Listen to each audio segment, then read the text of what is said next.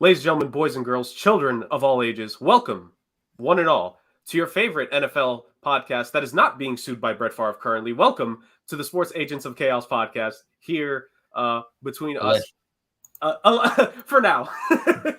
for now. Wait. Yeah, we've evaded the trouble for now. We'll see. We like to be a little bit chaotic on this show, hence the name. Welcome back, ladies and gentlemen. Of course, the Sports Agents of Chaos podcast.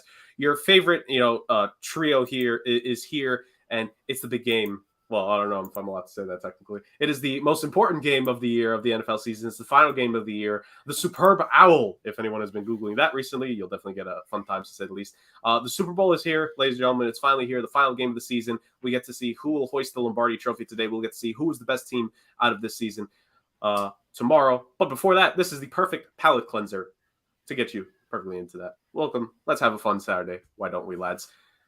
Your typical trio is right here for you, starting with myself, as always, monologuing until I can figure out anything witty, but I'm having troubles with that right now. Iceman Jerk. Although I am wearing, considering the intro, the perfect sweater. It's been a long time since I got to wear this thing. Might be the first time I've worn it on the podcast. I'd have to double back and check. But joining me, as always, my comrades in chaos. First, I start on, well, this man has a different background, to say the very least. There's not as much art. Justin, Zuckman, Zucktails. I could put Zuck in front of so many different things. Justin, how we doing, brother? We got a different background. Yeah, it's gonna be different for a while now. It's a new studio. Yes. Ladies and gentlemen, Justin has taken Rick's idea and he's going to rent out a hotel room for the podcast now on a weekly basis. Actually, that's what that is. It looks like it's a great studio, for a nice hotel. Nice little suite, nice little Homewood suites there for sure. Yeah. I think he went up to you, Rick, because I think he did. And as always, the man who. Well, let's just say, actually, Justin wasn't here beforehand, so he doesn't know what's behind you, Rick. That is accurate. Rick has a little bit of a surprise for the people. That is accurate. I, as you know, lost the pick challenge. Therefore, it is here. Oh my goodness. It is here. Nice. And live on the air, it is going on. So, Jared, you can spout the itinerary of the show. I'm putting this on. So, ladies and gentlemen, for those wondering that may not have followed us this whole time and that you've only joined us recently or during the season, we had a bet from before the season with our predictions and also during the pick challenge that the loser ultimately would have to get a Cole Strange Patriots jersey. And of course, per the mindset of the show, it had to be with the number 69, which I guess was his original number before they ended up changing it. How dare the Patriots do that?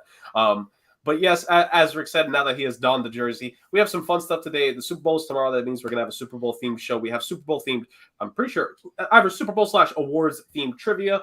We got Would You Rather. We're going to have Fact or Fiction. Rick's mind-blowing fact of the week, which we are going to start off the show with here in just a handful of moments, is also going to be Super Bowl themed. Rick saved the biggest one for this specific rendition. Could be the best fact yet. We'll wait and see on that. We're also, all three of us are going to give our personal top 5 Super Bowls that we have watched. It can be on whatever value we choose it. A Super Bowl could repeat on our lists for all we know. We have not pre-discussed this, so who knows? My number 2 could be Rick's number 4, and my number 1 could not be on Justin's top 5, and he's going to make fun of me for it. You never know. But we will be having that, and of course, the biggest thing we've been, as the peanut gallery chimes in, we also will be having our breakdown of the matchup, Eagles-Chiefs, and we're going to be giving our final prediction / pick of this NFL season. Who's going to win the Super Bowl? Who's going to host up the Lombardi Trophy? And who will be champions of the world? And of course, we have the ranked podium at the end, ladies and gentlemen. Come on, that's always going to main event. I don't care what the game is. I don't care what the situation is. I don't care what the outside world says. The ranked podium ends the show, people. Because at the end of the day, the Sports Agents of Chaos podcast, we are here for fun, football, and chaos. So let's get things started with fun. That also tagged in the football and the chaos here, so I think this might actually be the perfect segment from Rick's brain. Ladies and gentlemen, we present to you, via Rick, this week's mind-blowing fact of the week. I gotta tell you, first of all, I know this is sacrilege what I'm currently doing, but there's something about wearing a football jersey that on Super Bowl weekend that just kind of feels right in a way. It's not the right football jersey for some people, but it's. I mean, listen, it's kind of it's loose fitting, which I enjoy. So I'm gonna have to deal with that as it comes. Okay, so and ironically enough, we're talking Patriots here. So we're going to talk Super Bowl, and we're going to talk about maybe the greatest football coach of all time, and I mean also maybe the worst press conference football coach of all time. That would be Bill Belichick. And the history, of course, of Bill Belichick being the Patriots head coach and all the Super Bowls he's been to. But did you know that in all 4 of the New York Giants Super Bowl wins, that Bill Belichick was on the sidelines for every single Super Bowl win? That's because he was the defensive coordinator for the New York Giants back when they won the Super Bowls in 1986 and 1990. And then, of course, he was on the Patriots sidelines for the Super Bowls in 2007, the 2008 season, and then the 2011-2012 season as well. Now, so he has been, anytime the Giants have won a Super Bowl, Bill Belichick's been there, which explains why in 2000 they got hammered by the Ravens, because Belichick wasn't there, obviously. But in doing this research, I found out another mind-blowing fact that I wasn't privy to that is actually pretty interesting here. So the 1990 Super Bowl, when the Giants beat the Bills, both Bill Belichick and Tom Coughlin were Giants assistant coaches who would then meet up in the 2008 and 2012 Super Bowls on opposing sidelines. Coughlin, of course, got the better of him in 2008 and 2012. But in 1990, young Tom Coughlin, was he young? He was younger Tom Coughlin, was the Giants wide receivers coach that year for the Big Blue when they won the Super Bowl against the Buffalo Bills. And of course, Bill Belichick was their defensive coordinator and secondary coach. So you take the guys from 1990 and you bring them 18 years later, and there they are in the Super Bowl against one another. Coughlin 1, Belichick 0. And then 4 years later, you have the same coaching matchup again. Coughlin 2, Belichick 0. Now, I could go ahead and spout the whole 1990 coaching staff for the Giants because there are some interesting names that are on here as well, especially on the defense, because the defensive line coach was one Romeo Crennel. The linebacking coach was a one-year stint for Justin's Jets in Al Groh, which actually, ironically enough, he was the one who took over when Belichick scribbled the "I resign as HC of the NYJ" in that press conference. And the assistant special teams coordinator was, of course, Charlie Weiss. So a lot of things happened in that 1990 Super Bowl, which led to 2 of the greatest matchups of all time. Tom Coughlin 2, Bill Belichick 0. Gentlemen, your Super Bowl mind-blowing facts of the week. The coaching staff was stacked, apparently. And you know what the funniest thing about that is? When Parcells left, with all those future head coaches that were on that roster, who did they go to? Ray Handley. And it did not go well for them. Oh, no, probably not. No, it did not go well for them at all. And then Jim Fossil took over. It was pretty good. But again, the 2000 Super Bowl, no Belichick, no Super Bowl championship. Just how it goes. Clearly. Yeah. Clearly. So confirmed, if Belichick is at the Super Bowl and the Giants are there too, the Giants are winning. He doesn't need to be on the team for it. That's the best part. Exactly. Now, they're going to find a way to make a sequel to 80 for Brady that's going to feature some rhyme for Belichick as well. So, I can't think of a rhyme, but we'll probably have one by the end of the show or something like that. Probably. Pitch it to Hollywood, win an Oscar, or maybe a Razzie. Who knows? So I'm trying to think of words that rhymes with Giants now. Well, no. We'd be here all day. Yeah. And Justin's got till about 1:30 to check out that hotel room, so Yeah, Justin has a limited time frame here. So yes, very limited time. So we got to keep the show moving. But once again, delivering with a mind-blowing fact of the week, Super Bowl themed. If only the Giants were here to actually make it to the Super Bowl. But maybe next year or the year after. Well, It depends on if they keep Daniel Jones or not. Oh, sure. Yeah. If they do, they're not making it. Anyways, we move on from that, the mind-blowing fact of the week, to our usual set of games by our gameskeeper himself. Ironic he misses the episode we do the Harry Potter trivia, and I continue to call him the gameskeeper, ladies and gentlemen. But Justin is here.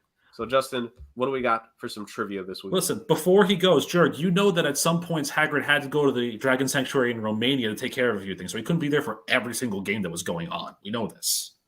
Well, I mean, he had the 3 of them have Norbert or Norbita, I guess, technically what it became, delivered. He wasn't there. He had Ron, Harry, and the Weasley twins handle that.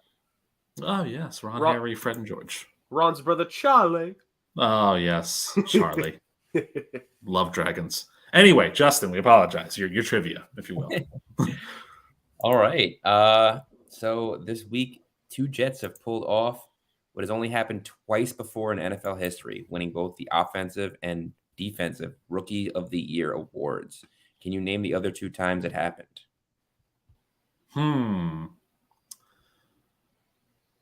Ooh, okay. Interesting question. And very topical, you're right, because obviously what we've seen with the nature of Garrett Wilson and Sauce Gardner. And recall back for me. Did we also pick Garrett Wilson and Sauce Gardner to be Rookies of the Year on this podcast? Definitely Sauce Gardner. I think I picked Sauce. I think I might have picked Kenneth Walker. Yeah. Oh, okay. I personally, I think I might have mentioned him in my initial, but I think I picked Dameon Pierce, but I think I mentioned him in my initial one. So I wasn't expecting them to give the Jets both. I knew Sauce was a lockdown for it. I didn't think they would give Garrett Wilson Offensive Rookie of the Year. I thought they were going to split it personally. I think I've stunned Rick with that take. He looks so confused. So, anyways, other 2 times teams swept Offensive and Defensive Rookie of the Year. Again, the reason why I thought they wouldn't do it is because, I mean, the Seahawks and the Jets, I mean, we could definitively say this because they both had a candidate up there, won the draft class, to say the very least, in year 1. Both of them having an Offensive and Defensive Rookie of the Year with Tariq Woolen and Kenneth Walker, Garrett Wilson, Sauce Gardner. The difference as well, because Kenneth Walker was a 2nd-round pick, right? Or 3rd? He was 2nd, right? Kenneth Walker was a 2nd, I believe. I believe he was taken the back of the 2nd round because I think it was the same round as Breece Hall. Right. So you had the Jets, both of their 1st-round picks perform extremely well. And then in this draft class, you got Seattle's 2nd-round rookie running back and Tariq Woolen, who, again, this podcast put in their 3-round mock last year, ladies and gentlemen. Tariq Woolen was a 4th or a 5th, if memory serves, Justin. I honestly don't remember. It was later, though. He was a 5th, Rick? Yeah. Okay. He was a 3rd in our draft, but he was a 5th in real life because no one knows how to draft. Goes to show that we knew it. So yeah. So all right, let's actually answer the trivia. The other 2 times that teams have swept Offensive and Defensive Rookie of the Year. Okay, so the question really is then, because if you think about it, I think there's a gap disparity because I remember Jim Brown won the first Offensive Player of the Year in 1957, but there was no Defensive Player of the Year that year. It was a long time before they actually said, you know what? We should give something to the defense, too. We should, if all things being equal, defense is important, too. We should kind of give them something as well. Because, of course, why they didn't think about that before, I don't really know. But the NFL has always skewed towards offense. They have, haven't they? It's bad. All right, well. It's Offensive Rookie of the Year. Did I say player? I think I meant Rookie of the Year. But, all right, so let's think about this. Let's think about who was Rookie of the Year caliber. If you go back like recent years or so, the thing is that like there's so much of a difference, right, from defensive players and offensive players for how good they were. Like Chase Young was Defensive Player of the Year 2 years ago or 3 years ago. Defensive rookie. There was no chance of having a Washington Commander as Offensive Rookie of the Year in 2020. Not a chance. 2021, Micah Parsons was Dallas Rookie of the Year, Defensive Rookie of the Year. CeeDee Lamb wasn't in the league yet, but he would have been if last season was year 2, was it not, for CD? So he wouldn't have been Offensive Rookie. Yes, because I think CeeDee Lamb was in the 2020 NFL draft because of COVID, and the infamous clip of his girl trying to take his phone, he just swiped it right back. Yeah, I swear that clip that clip gets shared at draft time, but it always gets shared beforehand too. And I'm just like, why? Like, it's not the draft yet. it does tend to happen that way, doesn't it? Yeah. So that couldn't be it. And you know what? It's funny too that like,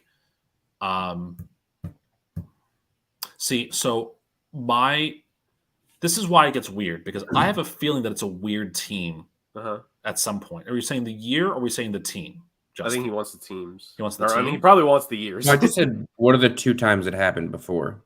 Okay. So there's no logic behind this guess whatsoever. But it sounds like a team that would have done it if you really think about it, because it's probably just very strange. And it sounds like it's a strange coincidence that this team would do it.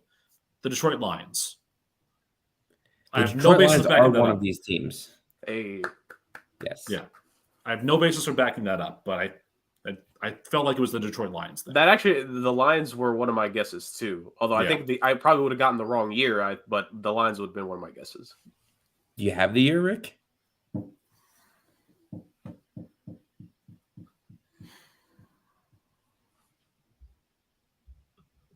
1967. Did you get it? Yeah. Wow. Pulled that number completely out of thin air. Really did. Sure. Yeah. Oh my God. Sure. Yeah. Cornerback Lem Barry and running back Mel Farr. Both Lemon Mel. Forwards and backwards. My Lemon God. Mel. Yeah. Good one, Rick. Holy hell. All right. What about the other one, Jerg? Got a guess? So I have a guess. This is a little bit more recent because I'm pretty sure this team got the defensive rookie of the year that year. I'm pretty sure. The only thing I'm 50-50 on is if either of their skill position players I'm thinking of won offensive rookie of the year. But now that I'm thinking about it, did their defensive rookie, who I think won it, who I thought I'm thinking won it, probably didn't win it. So I don't know. Who are you thinking of? I'm thinking this is going to be my first official guess, the New Orleans Saints. New Orleans Saints. What year, Jerg? Oh my God. All right. Damn it. Okay. Because the problem is not a lot of Saints rookies come to mind. But the year I'm thinking of, what was... well, again, I don't even remember if he won this. Rick, did Marshawn Lattimore win Defensive Rookie of the Year on the Saints? Yes. He did, right? Yeah. And what season was that? What was his draft? Was it 2017? Well, I'm trying to think of who came out in 2017 who was on the Saints. Because my thing was that Alvin Kamara's year? That's what I'm trying to think of. I think that had to have coincided with the rookie year of either Michael Thomas or Alvin Kamara. But I don't think Michael Thomas won it. No, Thomas was in later. Thomas was definitely later on. I think it was Kamara. I think you're right. I think 2017 is the year. Yeah, so the 2017 Saints. Tell me I'm wrong, Justin. I probably am. 2017. Marshawn Lattimore and Alvin Kamara is the only other time this has happened. Look at that, Rick. Look at us. Yeah. Wow. So there you go. We continue the streak. Rick's streak continues. Rick's on a heater. The streak continues. I also for the first time I've gotten knocked off the internet, and I have a theory as to why. My mind-blowing fact wasn't sponsored by anybody. Oh, that's right. Dang it. That has to be the thing. So retractably, it's sponsored by the Fitbit Versa 4. There we go. There you go. Perfect. Perfect. So one day, all the fake sponsorships we put they will pay off in some capacity. I don't know how. Yeah. To be fair, none of us know how, but we'll get there. We'll take a stab at it. We'll get there. So, but look at that. Yet another trivia won by Rick. Another great trivia though, Justin. I actually had not seen that fact at all this week, so that was a brain teaser. I had it because like my Lions guess, I would not have gotten the year because I was trying to think of if there were any good defensive rookies the year that Detroit drafted Calvin Johnson, and I couldn't think of it. So that's why I said I would have gotten the team. I wouldn't have gotten the year because I was trying to think of defensive rookies that came with Megatron in that draft class. Yeah, because I mean what was that 2011? You said for Calvin Johnson. Well, wasn't he 07? He was 20. He was 2007. You're right. Yeah, I could not think of the rest of the Lions draft class. God, 2011 was Christian Ponder. I'm sorry, I did bring that up. It's terrible. It's awful. Hey, he bagged Samantha, so. Well, that's fair. Yeah, you know what? The first defensive player drafted in 07 was the late Gaines Adams to the Bucks. But yeah, there was not anybody that was there that was really, I would say, was considerable. Wait, Justin, do you have the list of the winners? Because like Rick got the 1967 Lions. Do you have the two winners for the 1967 one? Yeah. Do you have them? Yeah. I said Mel and Lem. Oh, I didn't. Yeah. I completely didn't that went over my head or in one ear out the other, which is kind of hard to do considering the headphones cover both, but Oh yeah, it was Lem Barney and Mel Farr. Wow. Yeah. What a throwback. So, by the way, to answer your question there was no real good Detroit Lion taken on the defensive side in that draft. There was a pretty good linebacker, though, taken in the 11th pick. Someone by the name of Patrick Willis. Ooh, that sounds like a name. that's a pretty good name. And then 3 picks later was Darrelle Revis, Ooh, new Hall of Famer. yes. So there you go. Yes, But yeah, no, like that. Like again, if you go through that list of like the defensive players too, you had LaRon Landry was also taken in the top 10 that year. First round, you had Lawrence Timmons was taken by the Steelers. A couple safeties, Michael Griffin and Reggie Nelson, were taken as well. Also, towards the very tail end, you had John Beeson go in the first round of that draft. He was, I know injuries cut short his career, but he was a very good tackler in his time. So, yeah. Absolutely. God, LaRon Landry. That's this week's throwback name, LaRon Landry. That dude was LaRon just Landry. pure muscle. Oh my God, he was something. He was. It's like he was sculpted to just like hit people. Oh, absolutely. Like from birth, it was like, okay, you're gonna hit people for a living. It's like, all right. Yeah, and also Jerk for you, because we have to include special teams in here. That draft also included Pro Bowlers Nick Folk, and Brandon Fields. Hey, how about that? I would get Fields like dang near every year I could in Madden. Yeah, you have to. Yeah, back when Madden was actually a decent game. Anyways, it's not anymore. Yeah, no, it's never. It hasn't been for a long time. Moving on from that, that was this week's. Well, I'm assuming that's the only trivia this week, right, Justin? So once again, beautifully done, my boy. But we're not out of the woods of the games yet, ladies and gentlemen. We have some NFL Would You Rather in this case. So Justin's gonna throw out the topic, and me and Rick are going to either agree or disagree. I feel like it's been a long time since we've actually agreed on one of these, so we'll see if there's unity or dysfunction on this one. So Justin, what do we got here? All right. Who would you rather have? Justin Fields or the number 1 overall pick this year? Oh. See, the number 1 overall pick you would think is going to be a quarterback, but it's not necessarily going to be the case if the Bears don't trade out of it. Because if the Bears don't trade out of it, it's definitely going to be a defensive guy, because I think they love Justin Fields to the point where they're not going to let him go. However, the question really then is, and Jurg, this is something you've hit on quite a bit in our talks. Do you want to restart the clock with that 5th-year option quarterback, or do you want to try and run Fields down to that 5th year and then go see if you go from there? I would stick with Justin Fields for the continuity factor of the fact that the Bears' offense has been pretty decent under him. I mean, he's a dual threat quarterback.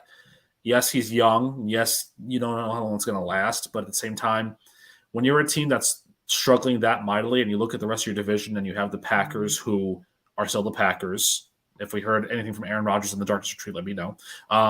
The Lions are up and coming. Like, they're a strong contender now. And then the Minnesota Vikings. I'm sorry. I didn't mean to say that. The Vikings. You don't want to be the 4th in that division. So the Wi-Fi gave up again. It did not accept his sponsoring of the segment late as pittance. Okay, I'll go here while we try to regain Rick from his. I guess his Wi-Fi is taking a darkness retreat, apparently, just like a la Aaron Rodgers. So yeah, I have been a proponent of the ability and teams having to consider restarting the clock on the whole rookie quarterback thing. But usually when I say that, I try to talk about that for a team that actually has something established. I think of the Detroit Lions as a team that would be extremely valuable this year if they were to, with their 2 first-round picks, trade up to get their franchise quarterback. Now, it might be difficult considering the number 1 overall pick belongs to their division rival. But with the Detroit Lions, they have a lot of the pieces in place that you would consider trading up and then restarting the clock there. They have a lot of great pieces on the offensive line, headlined by Penei Sewell, who is one of the top tackles in the game today. You have a solid running back room with a young Jamal Williams, or not young, but Jamal Williams, who's a touchdown machine last season.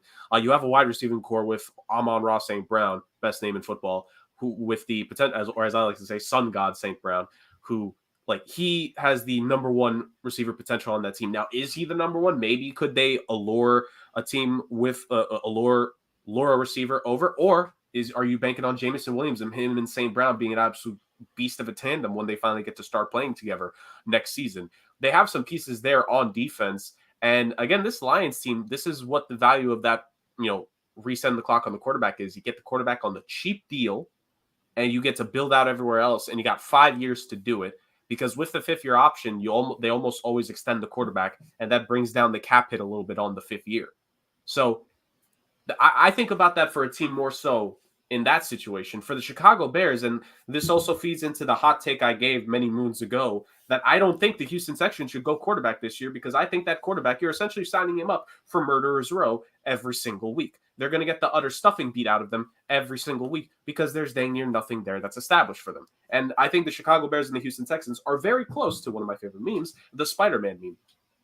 The Chicago Bears are still trying to figure out the thing with the running back, because while he may have done it a little bit better with Justin Fields, Matt Eberflus still needs to figure out the running game in Chicago that plagued Matt Nagy for the whole time. Because as I've said on the show before, Matt Nagy would rather diagram a 3 backwards pass play into a run rather than just run it straight up the middle or a little bit on the edge. So what you're saying is Matt Nagy was the guy who drew up the lateral where Jacoby Myers threw it backwards to Chandler Jones. Secretly, yes. I can't blame Matt Patricia on that one. I think that may have been Matt Nagy in disguise. Yeah.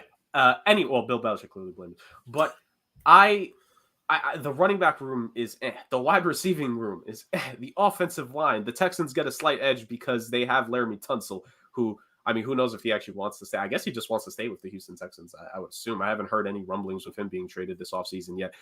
The defensive cores of both.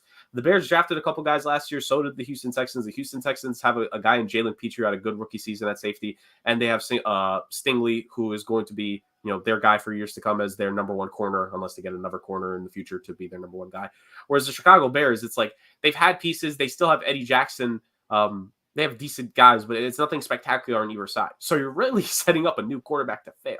So I would actually rather stick with Justin Fields and try to see if you can make something with it, with the team around him. Because the thing is that even when the clock runs out on Fields, if he's been a pretty good quarterback, you don't need to pay him the top tier quarterback money. And I think that's the next best thing you can hope for, which is to get a quarterback with that talent and get them on a pay scale to where they're still not the most expensive guy that it hampers you in other aspects. And again, I just think the Bears, you need to build up the rest of that roster. I just said a lot of things, and I don't think I'm leaving anybody important out. Excuse me, Cole Kmet is there, so tight end advantage, Chicago. I'm sorry, Rick, I'm sorry. But at the end of the day, if you're Chicago, I say stick with Justin Fields, and you can trade out of that first overall pick and just get a bunch of assets. That has to be the way. Can we talk about something? Because I know we talk about the NFC North in here. And can we talk about something for a second here? Sure. What's the hate with Jared Goff? And look, this year he threw 4,438 yards and 29 touchdowns. What's the hate with this guy? In 100 games, he's 54-45-1. Like, I get it. He hasn't led his teams to a Super Bowl win, but those stats there tell you that he's a decent enough quarterback that if you're saying that you want your franchise guy, you're shopping him around for a third team when the guy hasn't done anything terrible. In his career, the guy has 155 touchdown passes to 70 picks. Like, we seem to forget that Jared Goff is actually a decent quarterback. No accolades aside, he's actually... I would take Jared Goff if I were a Jets fan, which I'm not anymore, but I would take him if I were a Jets fan over Zach Wilson and Joe Flacco. Look, Jared Goff is certainly an improvement over Zach Wilson, who was the worst quarterback in the league last year. Jared Goff played very well on an offense that was in the top half of the league in scoring points, for sure. The issue is when they played a top defense or they played a good team, the offense disappeared. Jared Goff is a beatable quarterback. Okay, you'll win games. You'll be competitive in a lot of games. The Lions were competitive in a lot of games. And if they have Jared Goff again in that system next year and they make the same kind of improvements they made in the last offseason, they should challenge for a playoff spot. Absolutely. But Jared Goff is not a world breaker. Jared Goff is not the guy that's going to win you the Super Bowl. He's been in the league how many years now? He's taken a lot of hits. He's currently a free agent, by the way. Yeah. So I understand. Are you bringing back Jared Goff on a big money deal? Or are you taking your chances, drafting a quarterback, resetting the clock, bringing in free agents? You have a young, potent offense. Your defense struggled at times last year, but there was certainly some bright spots. There is something brewing in Detroit for the first time in a long time.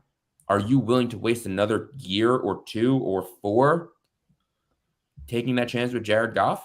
See, but is it a waste though? Is the question, because the Packers, you don't win a Super Bowl. Like if I was like the 49ers, for example, and Brock Purdy's out for a year, and I don't know what Trey Lance is, yeah, maybe I'd take a shot on Jared Goff to come in and manage the game as a backup quarterback or someone that could be a middle-of-the-road starter.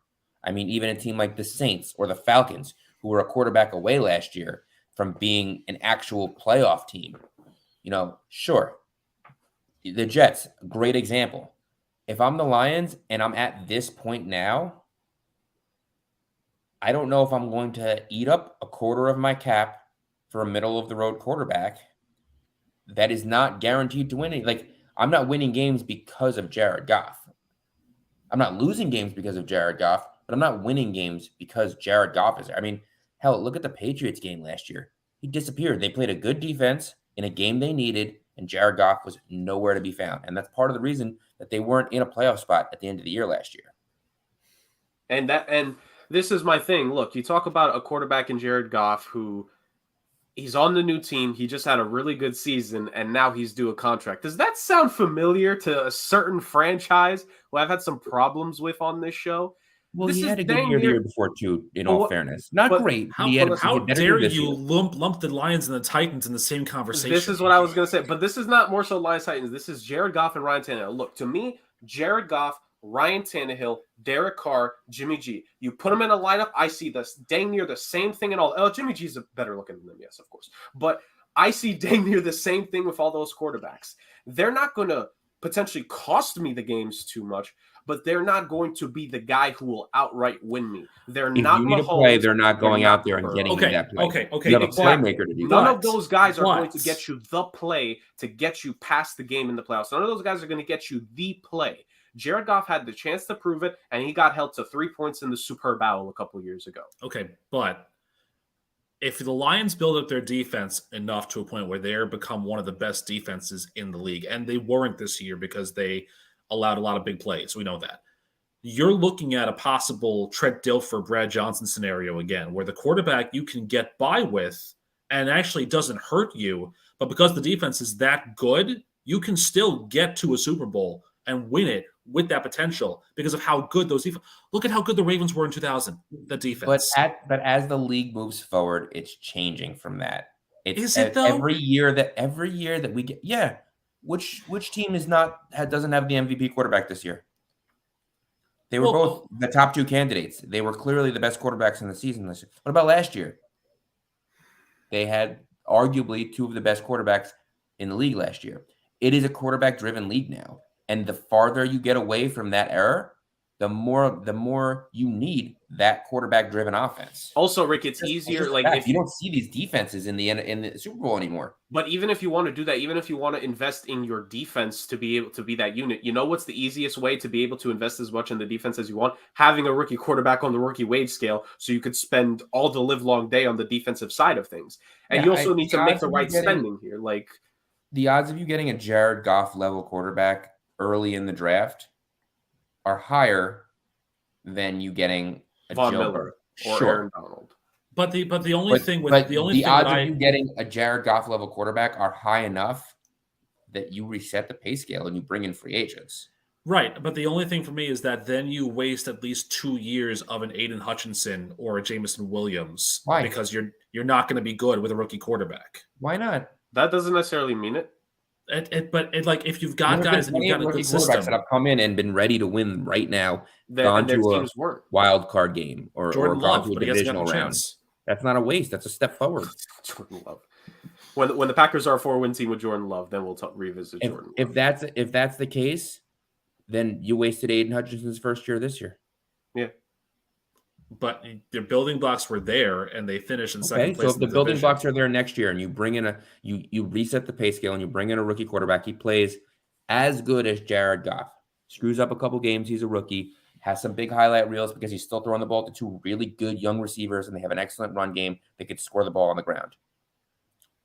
Now you reset the pay scale. You have the quarterback. You can reset the offensive line. Or you can add to the defense that struggled next year. If you're going to, because at the end of the day, you can't address everything at the draft. So why not the most important position? We're always talking about this. That's forever going to be the thing with the NFL. It doesn't matter what direction the league takes, the quarterback will always be the most important position. The quarterback will always be the position where teams are the most willing to trade up their picks to take that chance on a quarterback. Sometimes they hit, sometimes they miss.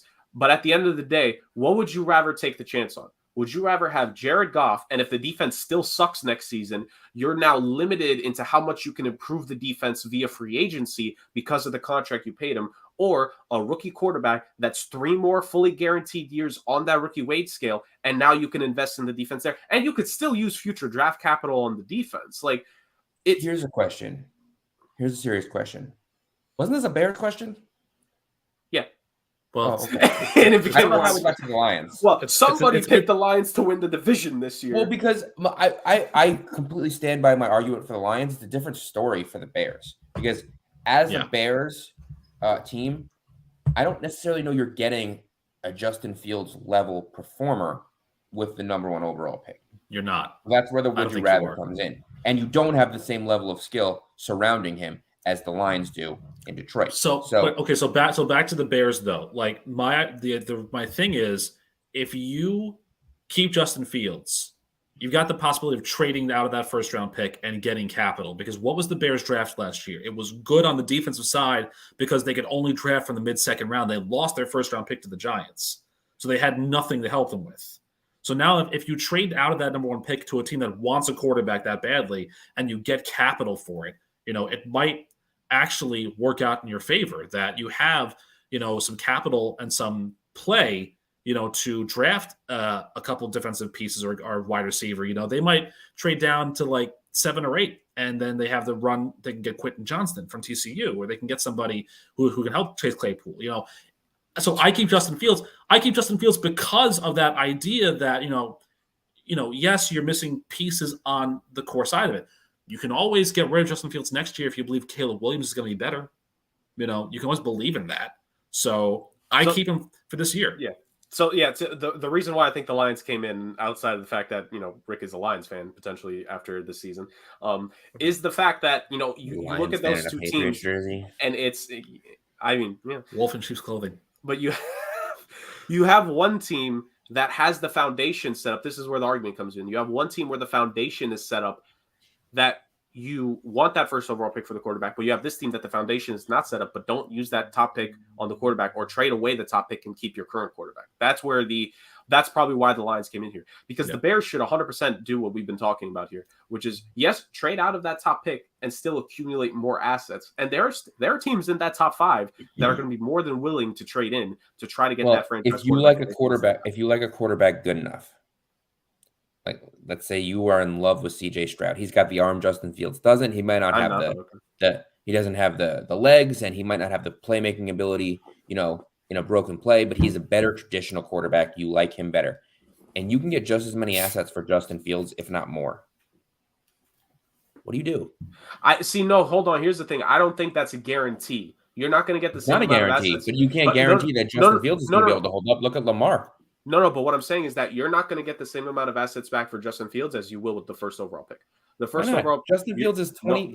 The first overall pick, you're going to get the first round pick of whatever team is trading up this year. You're going to get a first round pick next year because it's the first overall pick, and you're going to get more draft assets. The thing in the NFL is that think that someone we just saw because of the unknown. Russell Wilson get traded for 3 first round picks for 2. And how's that looking for Denver? I'm not saying. Listen, I think that a lot of that has to do with coaching, and you're right. It was not a good trade, but. You can't tell me that you don't think that Justin Fields is worth as much, if not more. But there's a difference.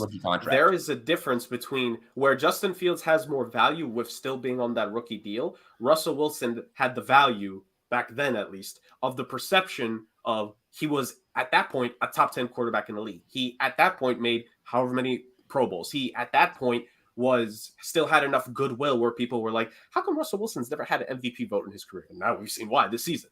That was before it. With Justin Fields, here's the thing. Teams will always trade more for the potential of what it could be, because then they get total control over what to do with it. Justin Fields, there's yes, you get him now, and maybe you think you can work things out with him better than Matt Eberflus did in Chicago, but we've seen we've seen enough of him to where we know his defects. You don't know definitively the defects of CJ Stroud or Bryce Young in the NFL, because they're not here yet. The theory behind that too is also like you're saying, the time on the clock theory. Yeah. You know, Justin Fields already has time on the clock in the NFL. So you don't know how much longer that's going to last for him. I mean, I hate to bring up a comparison, and it's not a good one, but I hate to bring up a comparison to a similar running style. Look at RG3. Time was on the clock for RG3, and it turned out that he was not. Lamar Jackson is what RG3 could have become. Let's put it that way. But RG3 got so hurt, and you invested so much in him that your franchise was hampered for the next few years because of that. So, yes, if you trade the number one pick, the number one pick could be something, but Justin Fields is this known commodity. It's a little different, I think. Well, look, all I'm saying is Justin Fields, as one full season as a starter, was electric with no offensive line and no pass catchers. He is still a young guy on his rookie contract, and we know he could play in the NFL, as opposed to a rookie who maybe you think can play in the NFL, maybe could be better than Justin Fields. But the question is still out there, and I think that realistically you could get the same amount of assets. I think this is a really good off-season question that we can debate upon for 4.5 hours, like maybe live on air. Is what do you build around a team first and then get the quarterback, or do you get the quarterback first and then build the team out? You take the quarterback when he's available. You don't get to make that choice. I mean, Rich can't afford the quarterback. Look at the Jets. You can't do it. I mean, I agree, but I think in some systems and in some franchises, you can still go the opposite way and have a modicum of success. But I'll say you can have success either way. We've seen it built either way. Yeah. That's what I'm saying. You can look at the Chiefs. The Chiefs were a ready-made team. They waited. They got their quarterback. They traded up when they saw Mahomes, and they did it. You can look at the Bengals. They had nothing. They said, we have nothing. We have the number one overall pick. We're taking the best quarterback. I mean, come on. You're just having too much fun with this. Justin Fields is worth more. Justin Fields is worth more. Especially now. No. Russ Wilson, not Russell Wilson. Russ Wilson. Different guy altogether. Okay. Yeah. Different guy altogether. I forget how many L's he has in his name. So my argument for that point, Rick, is you don't get to choose when the quarterback becomes available. But when the quarterback becomes available, you better get it. Right. That is why Houston needs to take a quarterback this year. No, they don't. Why? Caleb Williams is right there for him next season. You don't know what Caleb Williams is going to be. I like him. We don't know what Bryce Young or CJ Stroud is going to be, so it's the same question. Exactly, but then you go with Will Levis. Caleb Williams is not a guy whose name we've been hearing for 3 years. CJ Stroud and Bryce Young both. Come next season, we will be hearing about him for 3 years. I have not been hearing about CJ Stroud. I got to start bringing a book to this thing, because when the two of you go off, I'm just going to sit here and read Matthew Perry's autobiography instead of just like engaging. Okay, well, Matthew Perry autobiography aside, fact or fiction? Does Rick actually have the autobiography? We might. Yeah, I want to see it. Anyways, let's go to Justin's fact or fiction. That he has now. I'll get it now. After the show. Okay. Look, speaking of quarterbacks, I need to know. Fact or fiction? Aaron Rodgers will be playing for the Green Bay Packers next year. Why is this a question? You know I hate this guy. I'm going to get the autobiography right now so that I can not have to answer this question. That's what I'm going to do. This is why I asked. Just for Rick to storm off. Jerg, what do you think? So, because here's the thing. Because the Packers are going to take a massive cap hit no matter what way they have Aaron Rodgers or don't have him next season. If they have him, great. You have him on that cap hit, but you actually still have his talent. If you don't have him, is he going to retire? Because then you got to eat up that entire thing. Well, if you trade that's why I didn't say Aaron Rodgers will be traded. I said Aaron Rodgers will be a Packer. Well, no, here's the thing, because even if you trade him, even if you do trade him, so confirmed he has it. If you do trade him, at least that other team can eat up a little bit of the cap hit. They'll still have to eat the majority of it, but the Packers will have that. So the cap hit actually, when you look at it, isn't as terrible as it sounds. It's not a $60 million cap hit. He's owed $60 million for the season, and it converts to a $30 million cap hit as of now. It is very complicated, and they did say, rumor has it, if they are trading him, they will rework his contract. He will agree to rework his contract into one that's much more favorable for a trade. Yeah, they can always rework it into turning however much cash they need to make into a bonus of some sort. They always do that. Exactly. This is what, insert name of old quarterback over the last 5 seasons, and they've done this for their team. Brady, Breeze, Ben, Rodgers. Dang it ended the trend of all the guys with B names. But All of them do this. So Rodgers will be doing this. Will he be a Packer next season?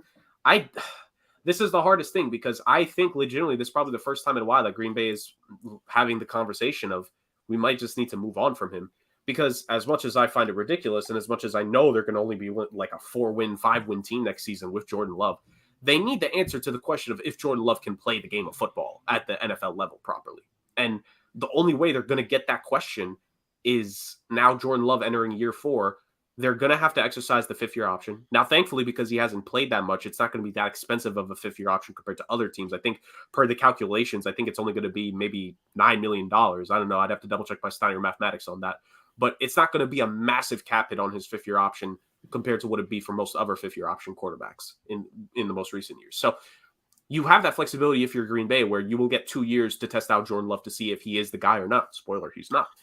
But that has to start this year. So if you finally want to be like, you know what, we're done with this. We're done with all the drama, a la what happened with Brett Favre many moons ago, which ironic considering we started the show mentioning him. Like, then you just have to go for it. And you just have to say, you know what, Aaron, thank you for your service. You got us a Super Bowl. We probably should have won more, but we had incompetent management for a majority of the time and an incompetent head coach for a majority of the time. Let's see let's just trade you. And that's what it's going to be. So, you know, just to be unique, Aaron Rodgers will not be a Packer next season. Listen, so just to go to your point, Jared, for a second there, I just wanted to let you know that Jordan Love's 5th-year option is actually $20.272 million. Did they exercise it? Is that confirmed? No, there's a whole breakdown of like the 5th-year options based upon, you know, making Pro Bowls, et cetera, that's on Twitter. Albert Breer, I think, of the NFL Network has the whole thing out there. But it's going to be about $20.2 million for a 5th-year option. But see, now here's the thing. They have to exercise if they want to know what Jordan Love is. Look, at the end of the day, for as much as we will criticize that Jordan Love pick, and I will gladly criticize it all the live long day. As we should. If you draft a quarterback in the 1st round, you have to see what you have with him, which means at some point, you need to let the current guy go. That's on the Packers for putting themselves in this situation. But, you know, like I've said before, and again, this is not my quote, but I love saying it. If ifs and buts were candies and nuts, we'd be a lot happier in this world, but it's not. So they have to live with it. The thing is, too, that I think if you're the Green Bay Packers, you have to make the considerable move now to not have Aaron Rodgers on your roster, because why are you letting a guy hold your team hostage? You know, why are you letting him kind of make or break your decision? Like, if he was coming off of an MVP caliber season, you know, maybe the past couple years, if the Packers were knocked out of the NFC title game this year instead of being out of the playoffs in Week 18, I could see it again. But the clock started once the buzzer hit 0 and the Lions beat the Packers on Sunday night. Like, that's when the clock started. And Jerk's absolutely right. You got a kid, a first-round pick, who is trending towards being the first ever bust who barely played. Like, and it was, and again, I'll say this, it's not Jordan Love's fault. It's the fault of the guy in front of him. It's the fault of Aaron Rodgers and his massive ego. So I don't know if it's his fault that he was drafted in the 1st round like that. That's the organization. There was a lot of other issues there. It's not. Well, no, what I'm saying to you is that, like, if you get a guy in the 1st round, then clearly you expect him to play more than the games that he has played. And if he doesn't and he's hurt, that's one thing. Mekhi Becton, stand up, but then sit back down because your leg's probably hurting you again. But if it's because you have a guy in front of you who just refuses to relinquish that hold, you know what happens? Coup d'etat. What have we learned from history? The Mongol Empire saddled up and killed a lot of emperors all around the world because they were dictators and because they needed somebody to rule them. That is what's going to happen here. Aaron Rodgers is basically holding the Packers hostage, and I'm done with it. Go to the Raiders. I've never heard the argument that Jordan Love might be a bust because he didn't play while Aaron Rodgers was winning. Well, breaking news on this podcast: he's a bust because he didn't play. Thank you. End of discussion. No, look. You could be a bust because you didn't play. Sure, it happens. But the reason he didn't play is because Aaron Rodgers won 2 MVPs. That doesn't make Jordan Love a bust. He was sitting behind arguably the best quarterback in football at the time. Okay. That's like saying Aaron Rodgers was a bust in his first 3 years because he sat behind Brett Favre. It doesn't work like that. Okay, but so to the point of Pat Mahomes, how long did he sit behind Alex Smith? 1 year. 1 year. To the point of Rodgers, how long did he sit behind Brett Favre? 3 years. But Rick, that was a different time where it was more common to sit your first. Like Carson Palmer was the first overall pick, and they sat him a full one. Like he did not play as well. I'm not disavowing that. What I'm saying is that now things are different. Well, but now you want to see the younger talent that's out there. But I think it's a little bit. I agree with you. The league's in a different spot, but can we just admit that it might not be the best thing for these young quarterbacks? That's the change that we're seeing in the league. No, I agree. I mean, because here's the thing: why play the position? But listen, I understand wanting to play, and every young quarterback should want to play, but it's clearly not in their best interest all the time. Zach Wilson should have sat a year. Sam Darnold should have sat a year. All of these guys that you're seeing now, there's a reason that none of them started week 1 this year. All the rookies, not a single one. And we only saw the other 2 after the first one took over in Pittsburgh, who played pretty well. Okay. Needs a better offensive The only reason we saw them is because it was garbage time, and their seasons were done. Yeah. I think so. And we saw one of them was terrible. Malik Willis was not ready for the NFL this season. 3. There was 3. There was Desmond Ridder, Malik Willis, and Sam Howell. Our boy. In the words of the great philosopher Matthew Perry, things got worse before they got better. You're forgetting Bailey Zappi there, Justin. And Bailey Zappi. Hello. Right. I did forget Bailey Zappi. No, but what I'm saying lit it up for my fantasy team. The point is, these guys played changed. either in emergency situations or when their team was out of it. But what I'm trying to say is we have been skewed over the last 3 seasons because of a few guys in particular. Joe Burrow and Justin Herbert are supremely talented, and yes, they both played right away. But that I think is more closer to an exception over the last 3 years of what you should expect from a rookie quarterback. Look at all the rookie QBs that have been drafted the last couple of years. Like Burrow and Justin Herbert are way above them just in their rookie season alone, and then is everybody else. Like Jordan Love sitting the first 2 years when Aaron Rodgers was the back-to-back MVP made perfect sense. The argument for last season was here. Rick, he won 2 MVPs. You're not going to sit the back-to-back MVP. But here's my thing. I agree with you in this circumstance. But to circumvent back to the point we're talking about, then why draft a guy in the first round? But that's not on Rodgers. That's on the Packers. It's not. Listen. I'm allowed to have my Aaron Rodgers hate, as everybody knows. But you can't blame him for that pick. I don't. But this is then an organizational. Why draft a guy in the first round? The whole point of the Jordan Love argument when they did it, they were like, "Why would you draft him?" True. Okay, but I guess in that mindset, then they're thinking that he's gonna retire after this season, or after this season, or after this season, and he just never did. But that's so right, it is. But I mean, if Jordan Love was the 3rd round pick, we wouldn't be having this discussion. We wouldn't be. He was a late 1st round guy. Look, if Jordan Love was Danny Etling, we wouldn't be having this discussion because Danny Etling's a practice quarterback. He's not. Well, we're having it because the Packers made a big mistake in drafting a quarterback when their guy wasn't ready to leave. But the transparency issue of Rodgers saying, "I'm not ready to go," he never spoke that way because Aaron Rodgers is mercurial in his own head and is doing things that he thinks is best for him. Fine and dandy. But now you're holding this Packers team hostage because the Packers made the mistake. Rodgers is the guy who's now like, well, I'm going to go in the dark for 4 days, and then I'll tell you what I'm going to do. It's just like, I don't know. I mean, second year in a row. I think the best thing for the Packers to do is to move on. I think you have to find out what Jordan Love is, because here's the thing. They're in a position where they could pick up a wide receiver to pair with Watson or a tight end like Michael Mayer from Notre Dame. And if they do that, you've got offensive weapons. See what Jordan Love can do with these offensive weapons. And if he sucks, then you'll probably have a pick at a quarterback next year as well. Caleb Williams. Can I just say the irony and the balls of the Packers, if they trade Aaron Rodgers and start taking skill position players in the first round? It writes itself, man. It writes itself, man. It really does. Oh my God! Never forget the fact that the first, and to this day he might still be the only / first ever first round pick that Aaron Rodgers threw a passing touchdown to was Mercedes Lewis. Yeah, and they didn't draft him. They signed him in free agency when he was like 40. The Jaguars picked him of all teams. Yeah. So Jaguars great. Jaguars Ring of Honor candidate Mercedes Lewis. I mean, he actually has an argument for that. He was there for that. He does. Yeah. I mean, so does Geno Smith, but you know there. All right. So you both think he's moving on? Comeback player of the year. Yeah, we're ready. Yeah. I think we're good there. Yeah. God, what a fact or fiction that was. That was phenomenal to say the very least. Good stuff, Justin. Oh my God. That was spectacular. So we need a bit of a, I don't know if it's a palate cleanser.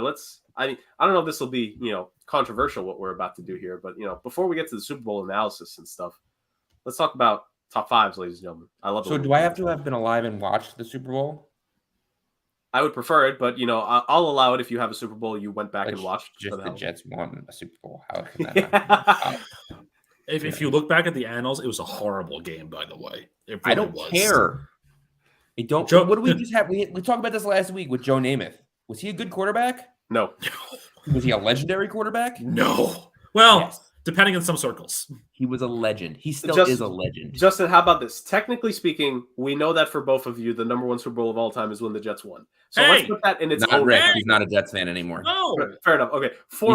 He's renounced us and we renounced him. Justin, your all-time. He sits there in his Patriots jersey. How are you Super Bowl MVP if you never threw a touchdown pass in the Super Bowl? It's a different time. Awful. Shit. Justice for Matt Snell. Hashtag justice for Matt Snell. Anyways, Justin, we know that's your number one, so you're going to give us your 2, 5, 6. Well, me and Rick will give our 5 to 1. All right, that's fair. So, since he was, because we know, so ladies and gentlemen, Justin's number one Super Bowl is when the Jets won. So aside from that, Justin. No, I'll keep him from when I was alive. Okay, all right, thank you. I'll switch the ticker in a second. So let's start with you, sir. Give us your number 5 Super Bowl that you ever watched. I'm sorry, you say me or Rick? Justin. Oh, I am Justin. Yes. All right, number 5. Number 5.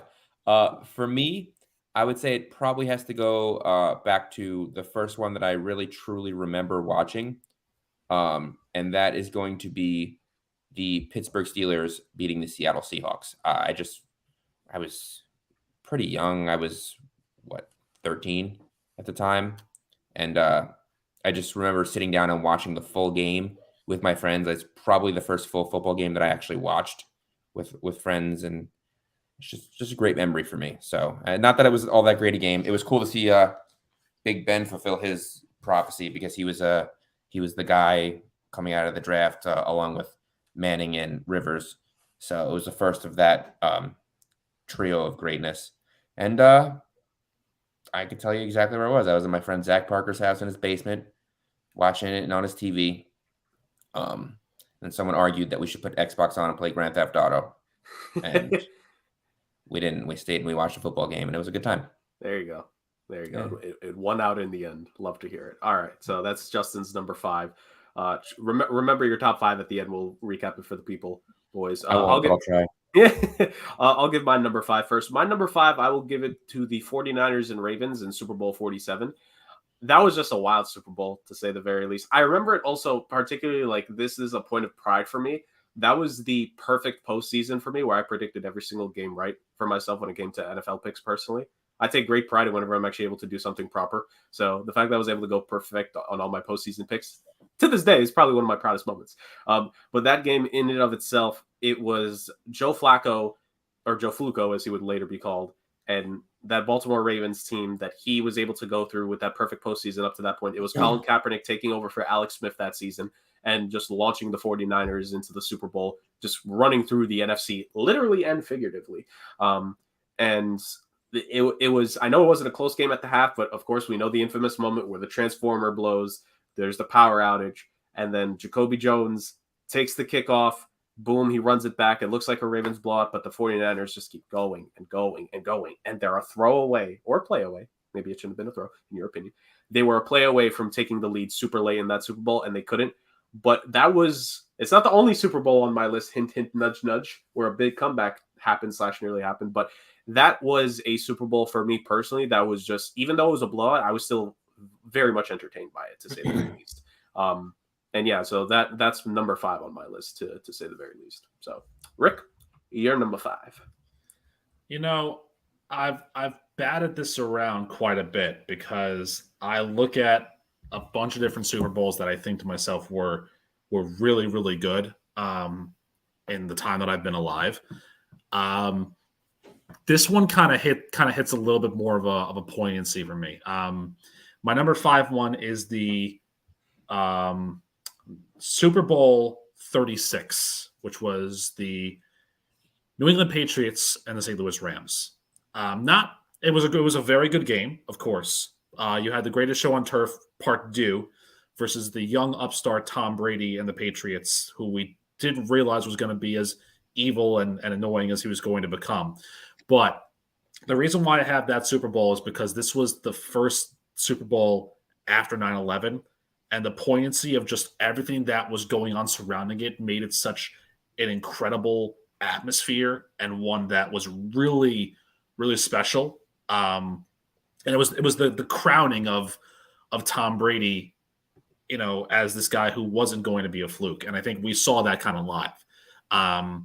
Like I said, really, really good game. And we were still in that fever of that patriotism fever of, USA and all of that. And, it was a great halftime show too. U2 was the halftime act. They did really, really good job.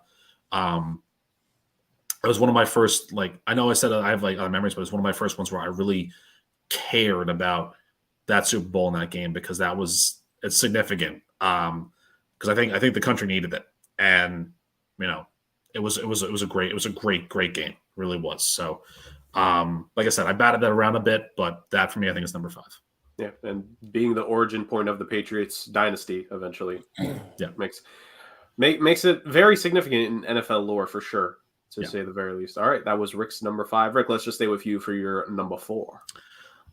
Number 4 was really the first Super Bowl so there was a period of time when I had 2 favorite teams in the AFC. And it all kind of started based upon, I went to a trade show / flea market in Pennsylvania at the time. And I picked up something that I ended up bringing home and still have with me to this day. And it was a toy semi-truck that was a toy Tennessee Titans semi-truck. And I was a Jets fan, but the Titans were this new thing. They were interesting. Steve McNair was on the team. Eddie George was there. This was like a really, really good team. And that was the year of the Music City Miracle. And it was incredible. And it was like, the Jets aren't in it. The Titans, I want them to win the Super Bowl. I really want them to get there. Not thinking they would ever get there. I'm talking about the 2000 Super Bowl, the 99-2000 Super Bowl, when it was 1 yard short. Because the game coming down to that one play at the very end, we hadn't seen anything like that before. And up until the Malcolm Butler play, we haven't seen anything like that since, I would think. Maybe the overtime win for the Patriots against the Falcons. But the agonizing 1 yard short tackle, and the fact that, Mike Jones was this journeyman linebacker making that stop, and there were no time left on the clock. And it prevented what could have been the most interesting choice of all time. Does Jeff Fisher go for 2 or kick the field goal and go to the first overtime in Super Bowl history? Rams-Titans, Kurt Warner's first win, the greatest show on turf, getting their win over a game Titans squad that, for as good as they were, never got back. And, changed the course of history, I think, for that franchise and for a lot of those players. That, for me, is number 4. I think that was a Super Bowl 34, I think, or something like that. That one. So 36 is number 5 for me, but 34 is my number 4 Super Bowl. Nice. Yeah. Can't go wrong with that at all in any way. All right. My number 4 Super Bowl is Super Bowl 52 between the Patriots and Eagles, because this was a absolute shootout between those two teams. And it was one of those things where, and I know some of the Super Bowls that are on my list, and I mean, my number 5 was technically a high scoring finish in a close game, but this Super Bowl was legitimately one that it kept going shot for shot, touchdown for touchdown, defensive play for defensive play. This was Tom Brady having all the yardage he had in this game, setting, I think, what still is the Super Bowl passing yards in the game record to this day. A hell of a game for the Patriots offense, but it just wasn't enough because the Eagles were just a step above them in terms of the creativity of Doug Peterson. And, Frank Reich was on that staff. Nick Foles, the infamous Philly special in this one. It was the culmination of the Cinderella story of Big Richard Nick and the path that they had in that postseason to get there.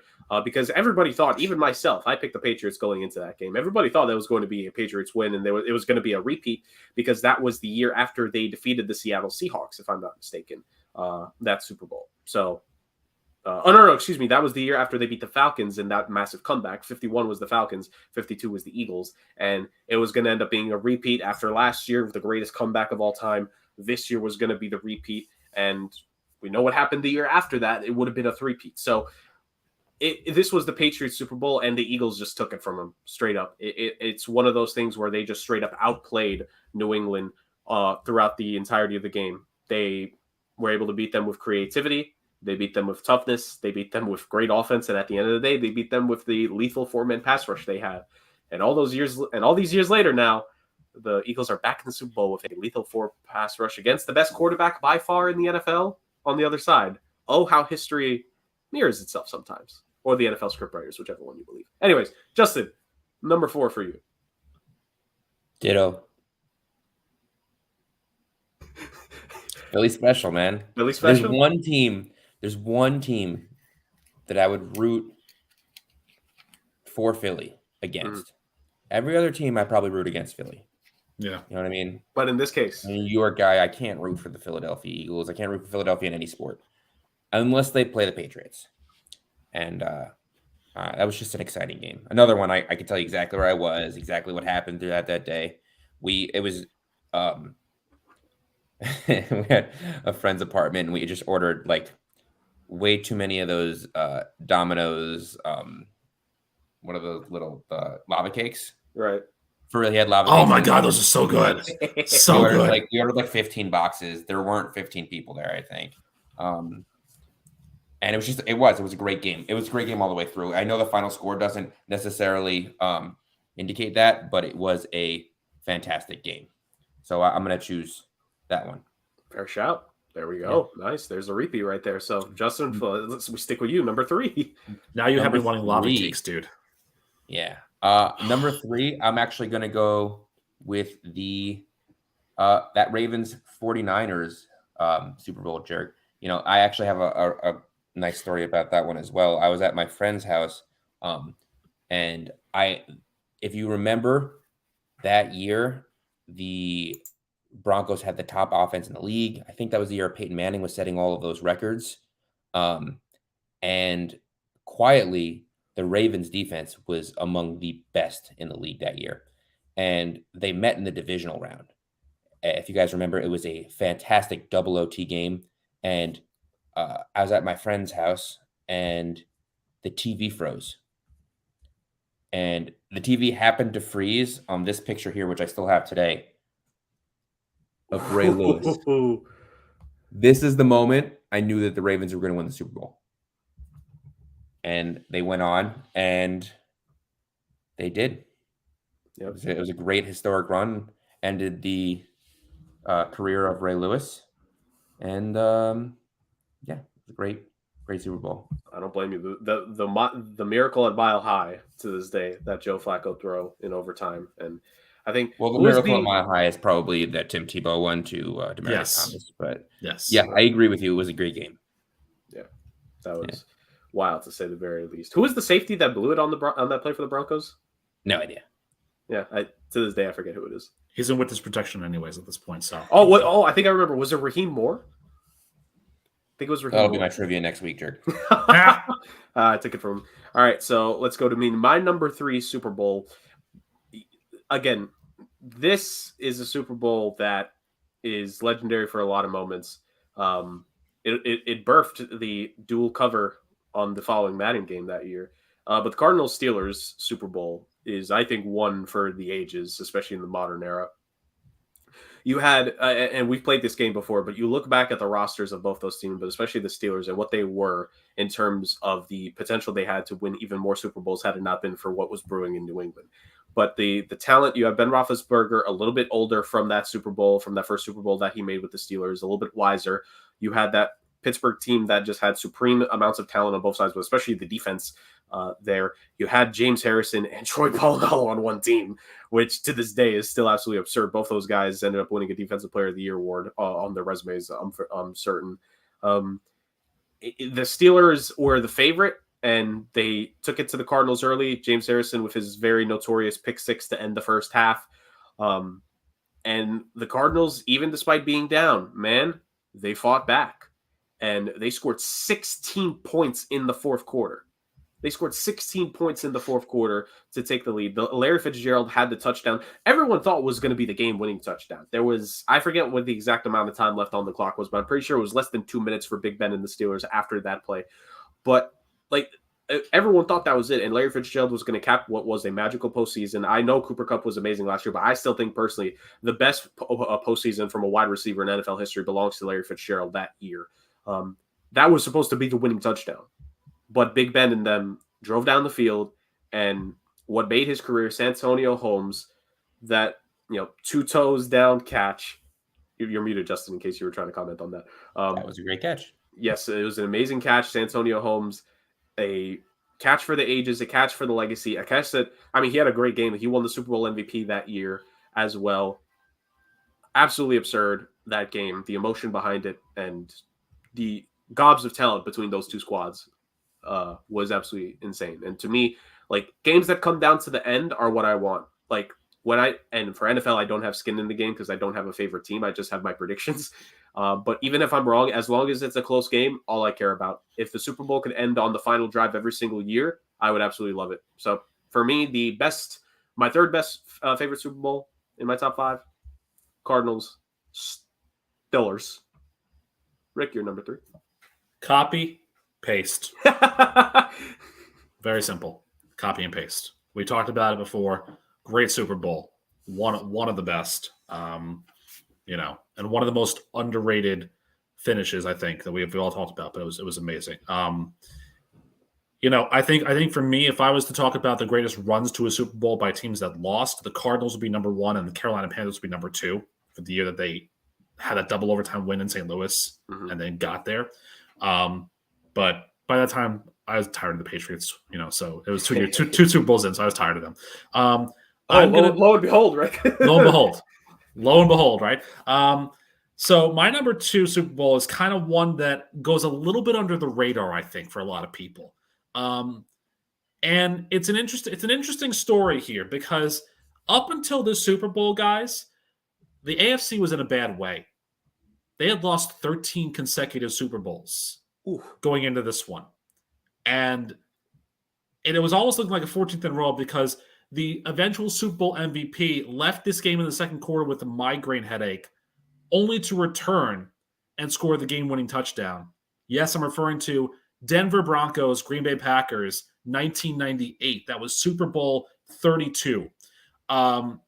It also was Denver's first ever time winning after they got there 4 times, and they had never won. This was the time that they won. It was a really, really good game that came right down to the wire. Terrell Davis, a career cut short, but he was a beast. And this was a Denver team that was also the number 4 seed. So they were not the team that was picked to go to the Super Bowl that year. They were a team that was languishing and just got some lucky breaks, got to the Super Bowl, ended up beating Brett Favre and the Packers in what was a very close game. It was 17-7 Denver, and then Green Bay stormed back 10 points. Then there was a Terrell Davis run for a touchdown to put Denver ahead. Brett Favre led the Packers in the first drive of the fourth quarter, down the field, 85 yards on 4 plays for a touchdown. And then it was stagnant at the end until that very last drive for Denver when they punched it in, Terrell Davis 1-yard touchdown run. And what's funny is at the time, so funny story about that. So Pat Bowlen was their GM at the time. And when he was handed the Vince Lombardi Trophy, he said, "This one's for John," as in John Elway, because Elway had been at pretty much every Super Bowl for the Broncos and didn't get to hoist it, and finally got to hoist it. They then won again the next year. But Super Bowl 50, and a little touch of poignancy that I like to call back to, not a great Super Bowl in Super Bowl 50, but the Broncos did win. Elway was the GM at the time, and in a nice little touch of reversal, when he was handed the Lombardi Trophy, he said, "This one's for Pat," because Bowlen was stricken with Alzheimer's at the time and couldn't really remember anything. But that was such a paid it forward, really, in a way. But that Super Bowl we don't talk about a whole lot because it was kind of like one of those like lost in the annals games, because the Packers win the year before over the Patriots was this groundbreaking game. And then the next one after that was so good, but it gets kind of lost in the shuffle because it was the 90s, like late 90s. And, the Yankees were doing their thing and the Bulls were doing their thing. And it was like, and Colorado and Detroit were doing their thing in hockey. And it was just like, okay, Denver wins. Great. Yeah. But the significance of it now really rings true to a lot of different aspects of it. And so that for me is why it's my number 2 Super Bowl. Yeah, I don't blame you. That Super Bowl was mentioned, I believe, in the Jordan doc, if I'm not mistaken. I believe so, yeah. Because they were talking about the Broncos and the Packers, and I think one of the Bulls had the Packers repeating, but Michael Jordan was like, "No, the Broncos are winning it." Which I wonder how much money he put on that game. Like, everything he touches is greatness. Yeah, clearly. So great number 2 there, by the way. My number 2 personally, I wish I was a little bit older so I could actually like pick these like pre 2000 Super Bowls, but it's very limited for me. But my number 2, I think is a pretty good number 2 here. My number 2 Super Bowl, first Super Bowl that I ever watched, was the Super Bowl 42 Giants versus New England Patriots. It's only right. The undefeated Titan New England Patriots got Randy Moss that offseason, and him and Brady rewrote the record books with one another that year. Brady with the 50 passing touchdowns, Randy Moss with the 23 receiving touchdowns, I think it was. And they just rough-shotted the AFC overall. They rough-shotted the regular season. But there was a team in New York, not the Jets, sadly, boys, but there was a team in New York that at the end of the regular season played a really close game with them that gave them the confidence to win. And the Giants, they braved Lambeau. They beat, was it the 49ers in the NFC title game that year? No, wait, that was the Packers in the NFC. I think it was the reverse. It was the reverse, yeah. They beat San Fran, then Green Bay. And then the one 4 years later, they beat Green Bay, then San Fran. Right. But they braved the frozen tundra to beat the Packers in the NFC title game. And then it's them and the Patriots. And it was I think I missed the first quarter of that game because I don't remember the first quarter. So I'm pretty sure I only saw from quarters 2 to 4. But I mean, the fourth quarter was the biggest and most important quarter. Eli with the throw to David Tyree. To this day, it almost feels like there had to, like, it wasn't actually anything on his glove or helmet, but the joke is that, like, there had to have been something because how was he able to relay that catch? But David Tyree with the catch. I'm pretty sure Steve Smith had some, like, 15, 20-yard first down catch as well in that fourth quarter. But the Plaxico Burress to finish things off. A Super Bowl to this day. I remember it was announced, like, all over the PA system at my elementary school, like, the very next day on Monday. It was in the newspaper. It was in everything. That was like the Super Bowl because that was the slaying of the giant. That you want to talk about the ultimate David versus Goliath storyline. I don't know if we've had a better David Goliath matchup in sports since, where it was the undefeated team on one side that they were the favorite, that it was their championship to win, and the other team just took it from them. So I'm not saying it's the biggest spread, going in, but I don't think there's been a bigger David versus Goliath in sports since then, in terms of entering in. So number 2 Super Bowl for me, Super Bowl 42, Giants, Patriots. Justin? All right. Well, I got to give an honorable mention for the number 2 one. It is going to be that Patriots Super Bowl where I won all those boxes. That was of course it was. But number 2 for me, Saints, Colts. It was a fantastic Super Bowl. I mean, there's just legendary upon legendary storylines there. From the onside kick coming out of halftime to the Drew Brees versus Peyton Manning storyline. The Saints were also, I believe, major underdogs coming into this Super Bowl. And it was just, I mean, there's only so much you could say about it. It was just such a great Super Bowl. So I'm gonna pick them as my number 2. And number 1, I'm going to go with Rick's famed love of Aaron Rodgers and Aaron Rodgers versus the Pittsburgh Steelers. Now, I know that sounds sarcastic, but it was actually like one of the best football games I've ever watched. It was fantastic. Again, another one of these games I remember exactly where I was. I was up in school at Buffalo when James Starks, coming out of Buffalo as a rookie, was having that famed run. So there was hype on campus, hype everywhere. And I had friends that were both Packers and Steelers fans. As college, people come from around the country, and we get to watch it in a whole group of people that I still really, really care about. And it was just a fantastic overall Super Bowl, and got to give it to that one. Yeah, a young Antonio Brown in that Super Bowl had a pretty good game as well. I think there's a lot to dissect in that one, but again, that was another game where you look at the talent on both sides, where you had James Harrison and Troy Polamalu and the Steelers. Again, this was the 3rd trip to the Super Bowl. Ultimately, would be the last one, but at the time, it was just the 3rd one under Big Ben and the Steelers regime. But then you look at the other side with the Packers. I mean, that was probably the best Packers defense to this day that Aaron Rodgers ever had. When you have the legend of Ohio State, A.J. Hawk, but you also had Charles Woodson on that squad. You look at the wide receiving core there that was pretty well-rounded and talented, led by the veteran Donald Driver. And that guy who, just became a petty Aaron Rodgers hater in the future, and Greg Jennings. He was all right. But yeah, no, that was a really good game. And it's funny because to this day, Ryan Clark has talked about the end of that game where Aaron Rodgers threw the winning touchdown. And I think Ryan Clark has said if it was any other quarterback, he would have been able to get the pass. But Aaron Rodgers was able to throw it precision, pinpoint, perfect, right there. So that's not a bad shout on that one, Justin, at all. My number one Super Bowl for myself personally, I gave a little mention of it before. Super Bowl 51, Patriots Falcons.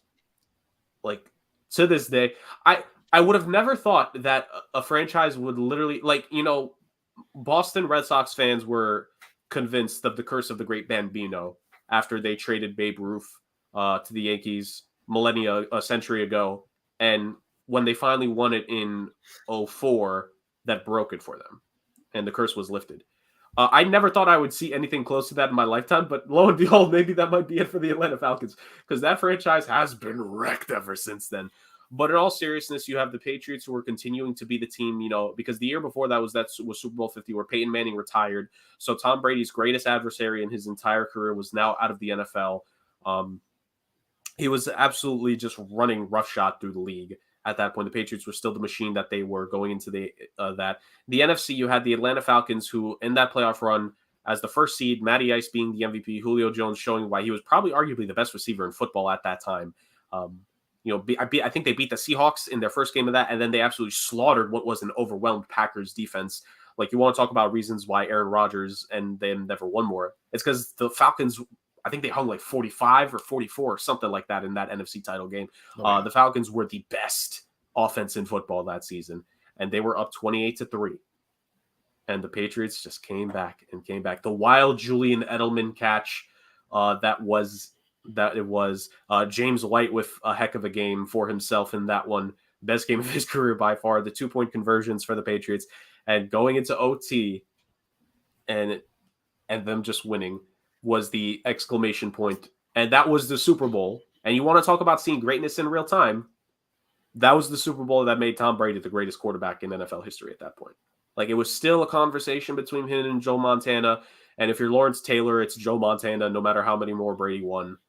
But at the end of the day, that was the Super Bowl that fully cemented that Tom Brady is the greatest quarterback in NFL history. He's the greatest winner of our time. And that was the Super Bowl that cemented him in the pantheon of legends in terms of winners. And he won 2 more after that, which is wild to think. But that was the Super Bowl that, to me, it was the exclamation point on a bona fide first ballot Hall of Famer's career that he only just continued to add to after. So for my number one Super Bowl that I've ever seen, Patriots Falcons for myself. So I'm going to give 2 honorable mentions since Justin did that. I'm going to give 2. That one is my first honorable mention because I've never seen a Super Bowl that from national anthem through halftime show to the end of the game was just perfect. Luke Bryan's national anthem, Lady Gaga's halftime show, and the ending of that game, perfect all the way through. The result, whatever. I do want to give a shout out to a game that's probably not as well remembered as well, and a game that probably isn't a great Super Bowl because the score was close, but one highlight in particular was the Patriots-Eagles the first time they met when Terrell Owens had the broken leg and still caught 9 passes for 122 yards. Was one of the greatest feats I think we've ever seen, learning about it later on. But number one is Super Bowl 42, is the Giants and the Patriots. It's one of those rare things where it's like there was a time in my life where I didn't like watching the Super Bowl with a lot of people. And it was because, I was more of a guy who wanted to just focus in and hone in on the game. This was the year that I actually went to a party. I was a junior in high school, and actually, funny story. So I went to the party that was hosted by one of the guys who I was in the drama club with. It was like a cast party, but there were other people that were there. So we were all kind of there just watching it. And they had 2 different TVs going on too. One in the kitchen where the food was and one in the den. And it was funny where the halftime comes on and it's Tom Petty and the Heartbreakers. And all of a sudden you hear in the kitchen, who the is this? And like, that's when I got into classic rock, and I love Tom Petty now. I Won't Back Down is a great song. But just the ending of that game too, the elation and the joy and the cheers that were in that house that night was just amazing. Like you said, Jerk, the David versus Goliath aspect of it, I don't think we've seen a head-to-head David versus Goliath like that since maybe the only thing I could consider would be St. Peter's beating Kentucky last year in the NCAA tournament would be kind of in that mold. But it was like one of those things where you just never thought it could happen, and you spent the entire game thinking, okay, when are the Patriots going to break away and do this? And then that last drive, you thought, oh my God, this is actually happening. Like, this is actually happening. Like, oh my God, this is crazy. And then the pass, Plaxico was wide open, and literally every house on Long Island, I think, erupted in a sea of cheers and just wild craziness, because it also been a while since New York had a ticker tape parade. If you think about it, that was 2008, right? So we hadn't had one since 2000 with the Yankees and the Mets. So it had been a while. And New York, people give New York a lot of flack for being like, oh, you're a big time city, but you don't have a lot of Big Four championships. There was a time, ladies and gentlemen, when it was almost every year somebody won them, and we had parades here in New York like crazy. And that was the most unlikely and well-deserved ticker tape parade in New York, and amazing. It started the legacy of a guy who, at that point, none of us had really thought would be as legendary of a quarterback as he was. But the lore of Eli Manning, for not being the greatest quarterback, but for being maybe the quarterback you'd want the sniper quarterback to slay the dragon the most out of anybody, because he did it twice. Super Bowl 42 was my number one Super Bowl. 8 games made Eli Manning a bona fide Hall of Famer. And that's the beauty of the NFL playoffs sometimes. And actually, too, if you think about it, too, the 2 seasons that he's done the Manning cast have also kind of made him that way, too, because, we knew Peyton was going, but Eli's just hilarious. So, the Manning cast made Eli Manning a first ballot Hall of Famer, confirmed by Rick. Confirmed. All right. So those are our top 5 Super Bowls between myself and the boys. For myself, just a quick rundown. Number 5 for me was 49ers Ravens. Number 4 for me was Patriots Eagles. Number 3 for me was Cardinals Steelers. Number 2 for me was Giants Pats. And number 1 for me was the Patriots Falcons. Justin's 5 through 1 was... You're muted. Forgot I was muted. Steelers Seahawks, Eagles Patriots, Ravens Niners, Saints Colts, and Packers Steelers. And Rick's 5 through 1 were... Patriots Rams, Rams Titans, Steelers Cardinals, Broncos Packers, and Giants Pats Part 1. Yeah. There we go. Perfection, boys. Yeah. Yeah. You got it. Yeah. So moving on from our top 5 Super Bowls that we look back on with fond memories, let's break this down, boys. Let's see if this Super Bowl is going to enter anyone's top 5 potentially by the end of it. Will this be one of the top 5 Super Bowls in any of our lists after this game that happens tomorrow? Will this be anyone's top 5 after? I mean, maybe. You never know. It could be a good game. But in all seriousness, let's get to the final breakdown here, lads. We've talked about these 2 teams consistently through this season, the Kansas City Chiefs and the Philadelphia Eagles. How did we get here? The Kansas City Chiefs had a bit of a rough offseason with some tough losses. They had to let a couple guys go. It looked like they were due for a slow season in what's been a burgeoning, at least AFC dynasty, as I've already said on the show, and I'll say it again. They are the Houston Astros equivalent when you consider things in the AFC here. 5 straight AFC Championship game appearance, 3rd straight Super Bowl. The road to the Super Bowl to the AFC runs through Money Boy Mahomes and the Kansas City Chiefs. This is the 3rd time that they've made to the Super Bowl in the last 5 years with Patrick Mahomes. It was a slow season, but they just continued to weather the storm, and they continue to prove why they are the best team in the AFC West, winning the AFC West, going through these playoffs, defeating a very competitive Jacksonville Jaguars team in the divisional round, and slaying their Joe Burrow-faced demons in the Cincinnati Bengals in the AFC Championship game to win their 3rd AFC title in the last 5 years. Whereas with the Philadelphia Eagles, a team that a lot of people had a lot of questions about going into the season, especially some people on this podcast, admittedly, although there was one person throughout that went through with them the entire time. But the Philadelphia Eagles were amazing to start the season. They started out, what were they before they lost that Washington game? Were they, 9-0, 10-0? Yeah, something along those lines. Yeah, better, weren't they? Weren't they in the double digits? Well, I forget. Think they were like 11. 11-0. So the Philadelphia Eagles were the last unbeaten team for this season. They were running through teams in the NFC. They destroyed those fraud Minnesota Vikings early in the season, and they beat the Dallas Cowboys early on as well. They were showing that they were the team. Little bit of a rut at the end when Jalen Hurts got hurt.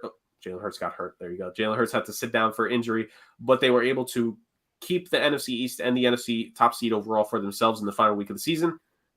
And then from there, in the playoffs, this defense has come to play. Only 7 points allowed to the New York Giants. Only 7 points given up to big clock Brock and the San Francisco 49ers. Granted, Brock Purdy got injured early, but regardless, they were probably still going to win that game no matter what. And here we are at the final game of the season.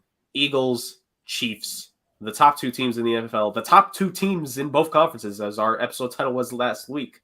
They the ones. Top seeds in the AFC and the NFC take each other on. And what a game this is looking to be, boys. On the NFC side of things, I know I mentioned Jalen Hurts, and Justin mentioned he was an MVP candidate earlier on, but he has not been as best in the playoffs, but it has been the rushing game and the defense with a little bit of a throwback style with this team. It is a running back by committee system with the Philadelphia Eagles. They do not have a bona fide number one back, which is funny enough, calling back to a previous discussion we've had on the show.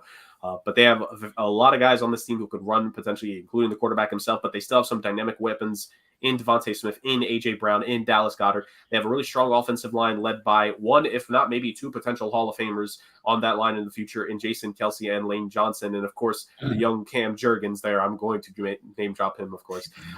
But the biggest thing with the Eagles is that defense. The linebacking core of that team is solid enough, but it is the secondary and it is the defensive line that have been absolute demons this season, with that secondary led by the likes of James Bradbury, a free agency pickup, Chauncey Gardner-Johnson, who was a very late pickup in the offseason for them. I think even the preseason, that's when they got him.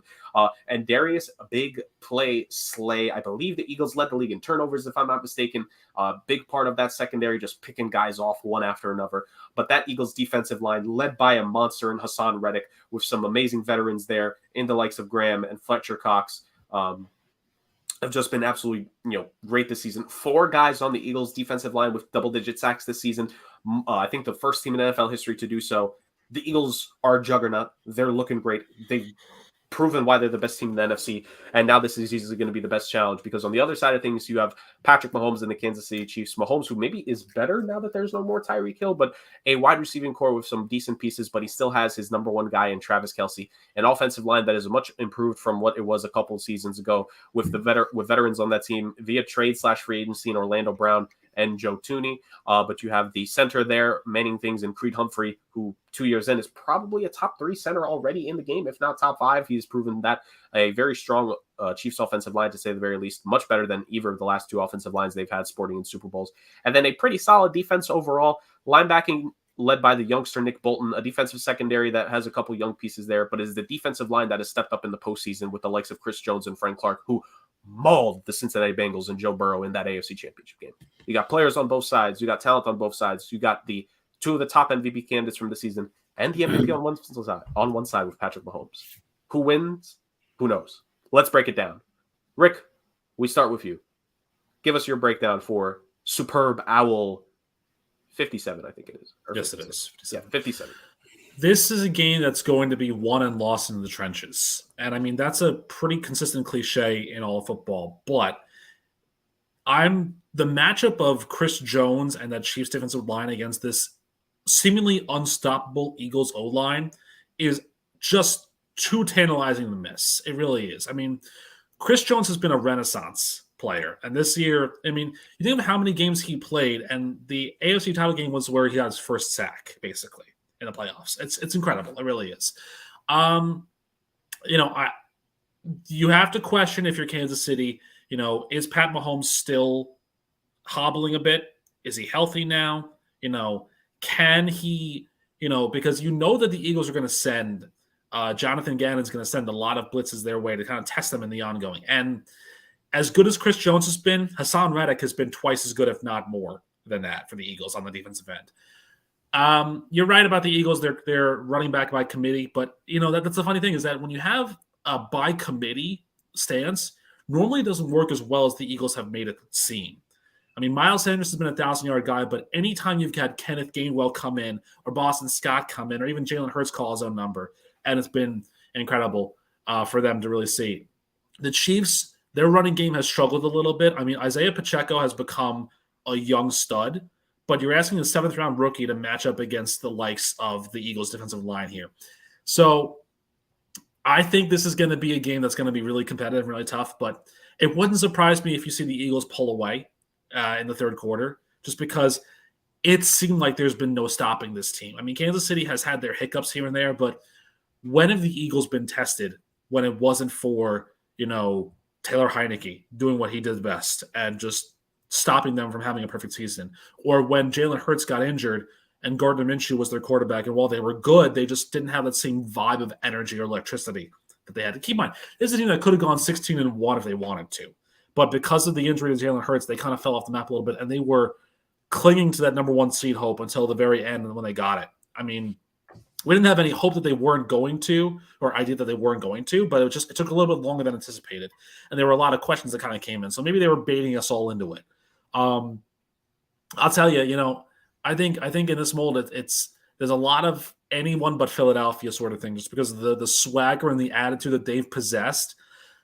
But there's a lot of the swagger and the attitude that they possess that's kind of like the Ravens swagger and attitude from the 2000 Super Bowl. When they talk the talk in those locker rooms and in those postseason and in those interviews, and they proved it in the Super Bowl. So could this be a game that could be a close one? Absolutely.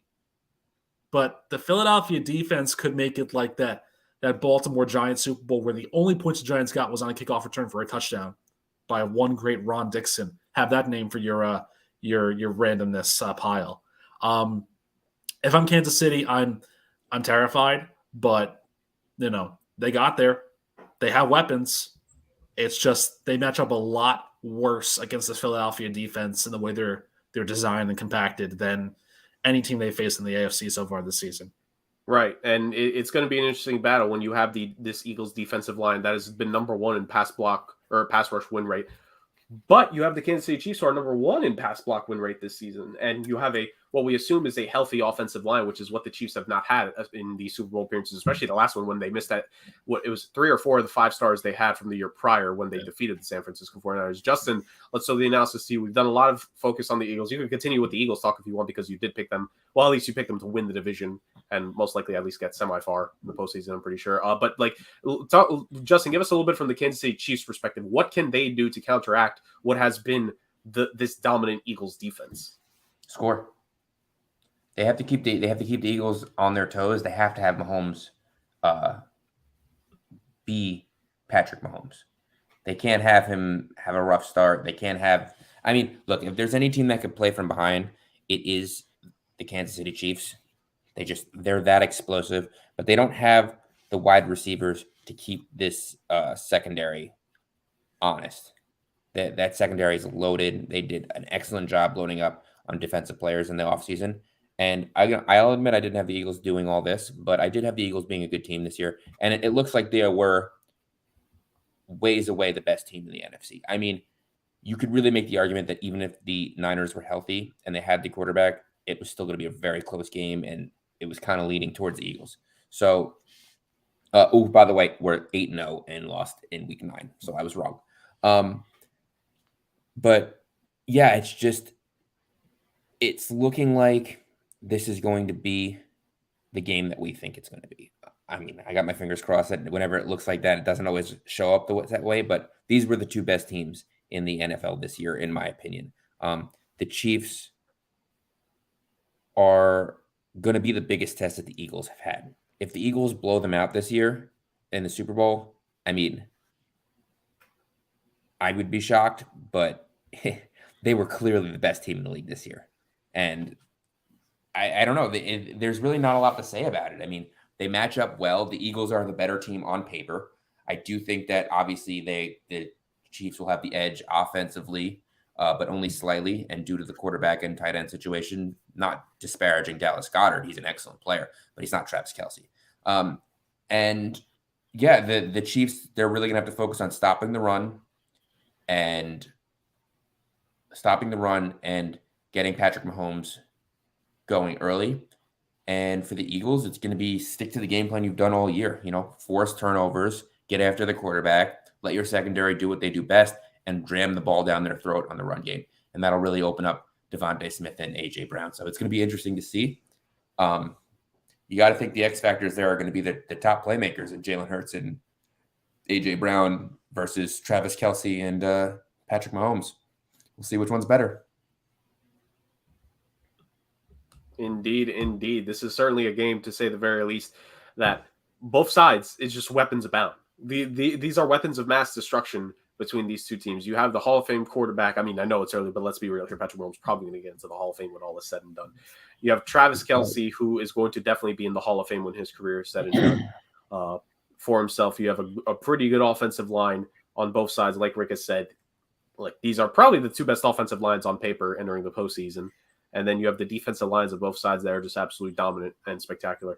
Even the coaching situation I find very interesting because you have Andy Reid, of course, facing his former team here in the biggest game of them all.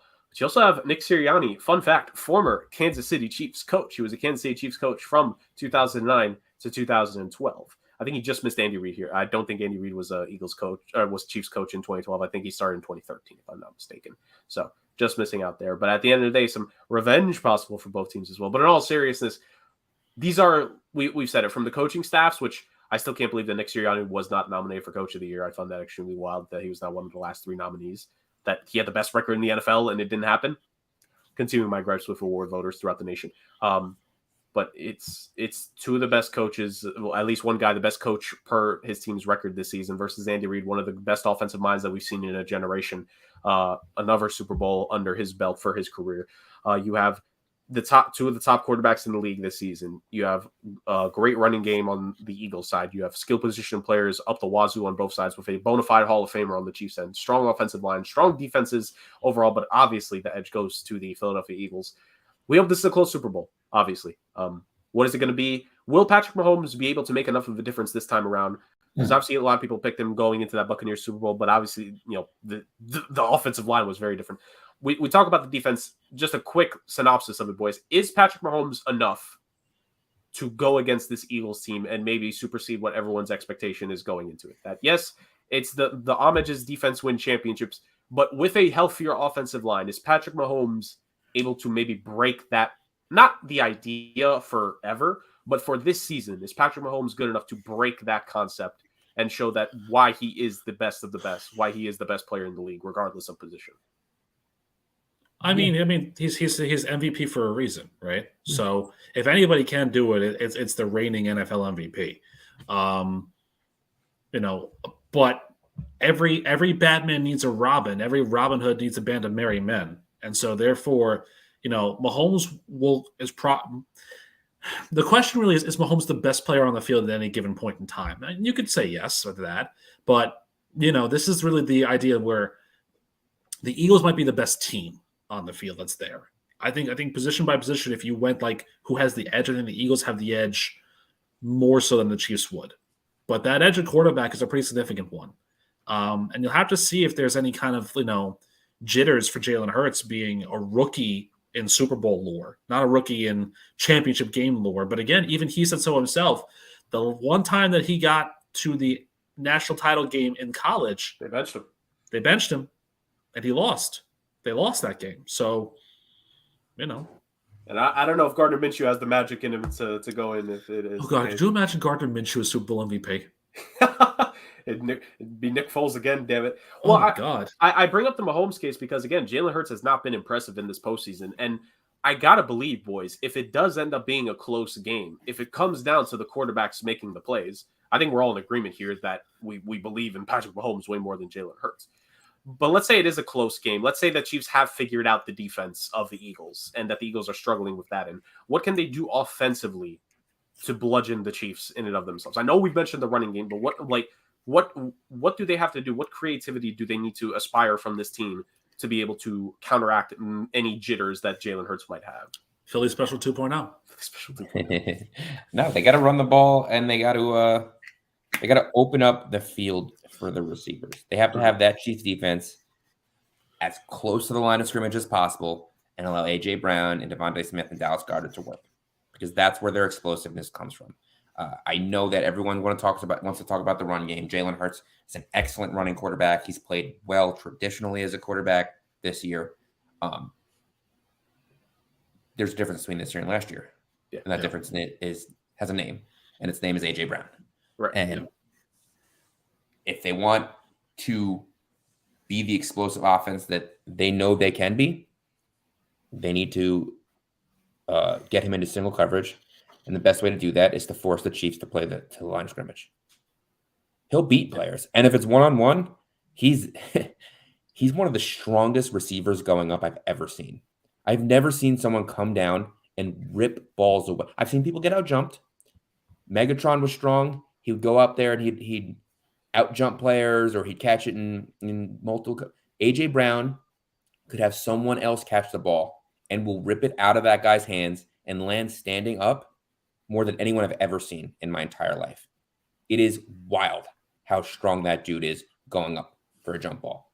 So if they can get him into single coverage, or they can get him running down the field, AJ Brown is going to be the X factor for them. That's why I said it before. If they need to be explosive and they need to score some points, they better hope the run game has been strong. Yeah, absolutely. So the analysis of the game has been done.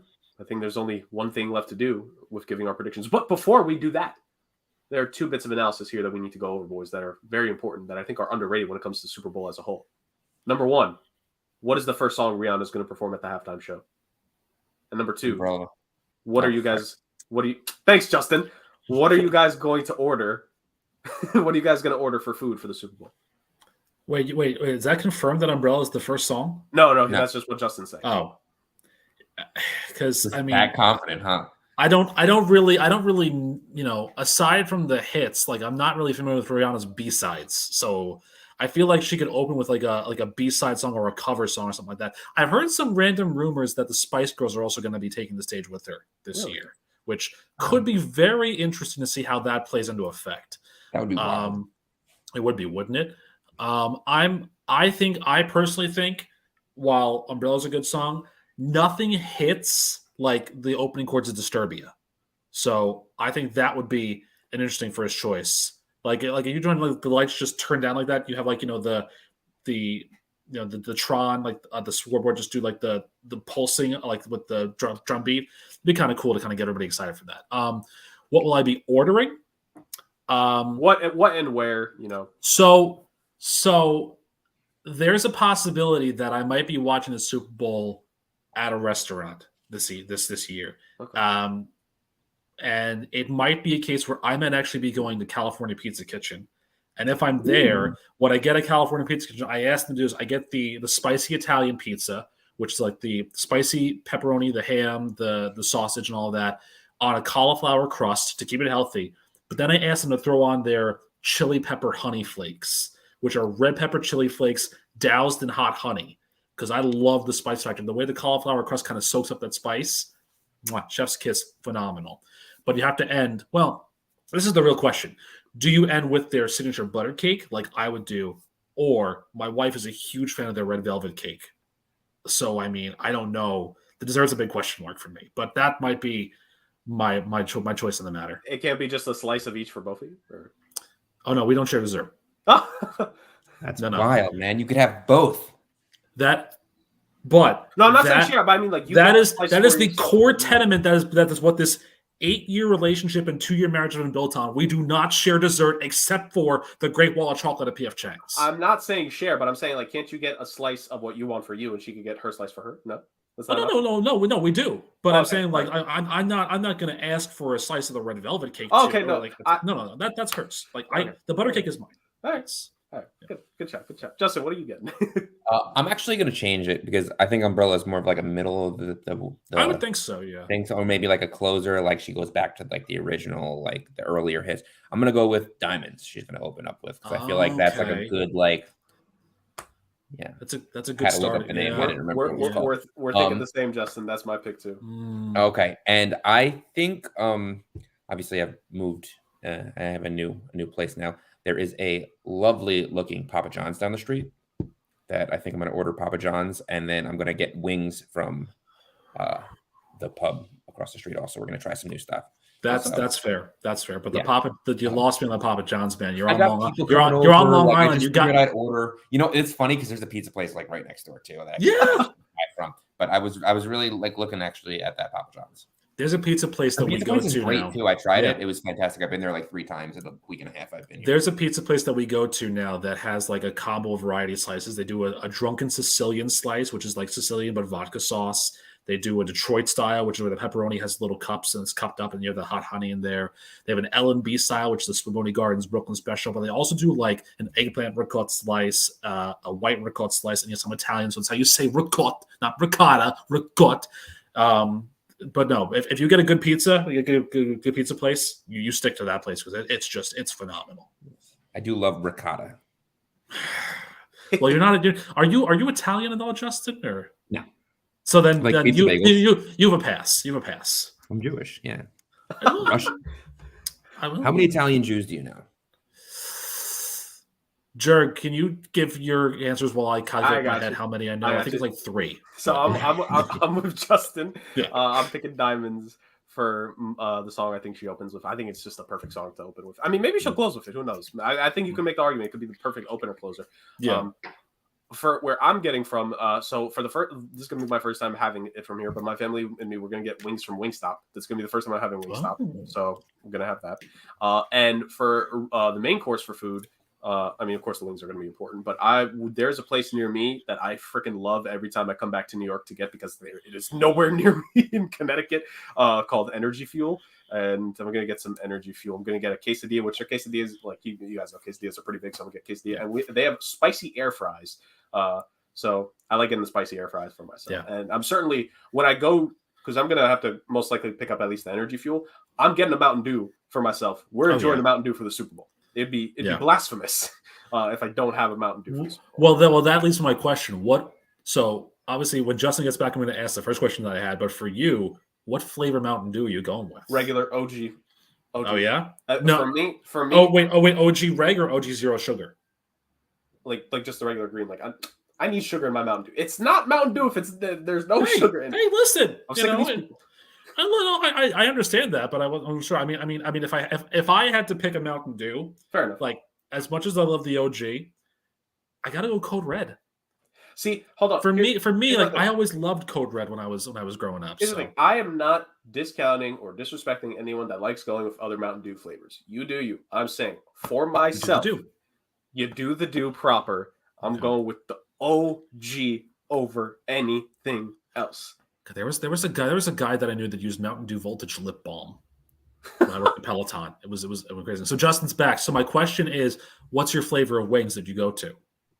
Ooh. Oh, I see. I'm as you could tell by the cakes, I'm a variety guy. I happen to like spicy barbecue. Okay. Like if there's some sort of like Korean barbecue or something like that. But I'm really not picky. You can't go wrong with original. I just like to try all the flavors. I don't really think I have a favorite. I need a sauce with some zing to it, but I want flavor. Like I'm not a fan of like straight heat. So like for me, I go with like an Asian zing, like something like that. Or if I'm now this is controversial, but if I'm in the mood and I'm at Buffalo Wild Wings, I will get the Desert Heat dry rub because it's the hottest of the dry rubs and I really enjoy it. But like something about the combination of that in the ranch makes it a really good ranch too. So I don't know. Sure, you're going to Wingstop. What flavor are you getting? Wingstop doesn't have a lot of flavors that a lot of other places do. So you know, whatever the family is going to get overall is like just. Well, if it was like family movie night and it was your turn to pick, would you go My Little Pony 3: Friendship is Magic, or would you go with Overdraft or Die Hard 3? Where's your level? I'm going with How to Train Your Dragon, first of all. Obviously. Great movie. Oh, glorious. And great second movie. Of all, if I could go with it, I don't mind doubling down. I would 1,000% get buffalo wings, and I would get buffalo sauce too, to just double down. Oh my God. I don't care. Give me all buffalo all the time. I don't care. But no, I'm with Justin. I don't mind barbecue wings, regular wings, I don't like sauce. I'm not picky with. I think I've had so many different types of sauce. It does not bother me. It's almost food is food. I'll just eat. I don't care. Yeah. But wings specifically, give me buffalo wings. Have you ever been to Miller's Ale House? Have you heard of it? No. So, Justin, you've been there. You ever had the zingers? The zingers are they're like the wings, but they're like the chicken. They're like the chicken tenders, but they're like the wings. But you can throw them in any kind of sauce like that. They do like a zinger melt, where they also do zinger mac and cheese, where you put the chicken in the sauce in the mac and cheese. I know we're off topic with food here, but so good. This is on topic according to the ticker. I was gonna say the ticker's ready to go, so that's good. That's good. So yeah, I mean it's perfect. But yeah, I think I think you can't really go wrong with like a wings or even a pulled pork sandwich or something like that. Like something has to be game day food, you know. So like I'm not going to be sitting here cooking a lasagna while the game's going on, you know. Lasagna could be delicious, but that's not like my choice. Like it's got to be finger food, you know. I mean, if I eat lasagna with my fingers, that could be interesting, but you know. That'd be a challenge to say the very least. That you're very much so. Or that's how you know it's a bad lasagna, because if a lasagna holds its shape like that after you pick it up, that's a problem. It's a fake lasagna. Yeah. Oh God, perfect. So I mean, it sounds like an amazing Super Bowl is on the way for all of us, hopefully the game wise and food wise, to be certain. But guys, it's just about time to end the show, so you guys know what that means. Our final segment is here. Well, we're not picking who wins. Oh, I completely forgot about that. Actually, I was going to say, why have a game and why have an analysis if you're not going to pick who wins the game? I could have swore we did that, and I know we didn't. I don't know what's going on. No. So, I was thinking we give our pick, our score, and who the MVP is. Oh, let's do it. All right, Rick decides it. Pick, score, MVP, boys. Let's do it. Justin, we start with you. Pick, score, MVP. Chiefs, Mahomes, 34-28. Nice and easy. Nice and easy. Rick. Chiefs 37-30, and the MVP for the first time ever is the tight end, Travis Kelce. Ooh. Yeah. Wow. That would have been amazing trivia if there was what positions haven't won the Super Bowl MVP. Well, kicker, obviously. Tight end. Yeah. Kicker, punter, tight end. Yeah. All right. My pick, God, I'm really being the contrarian here. Okay, here's why I'm doing this. Because when it was Chiefs 49ers, I picked the 49ers and the Chiefs won.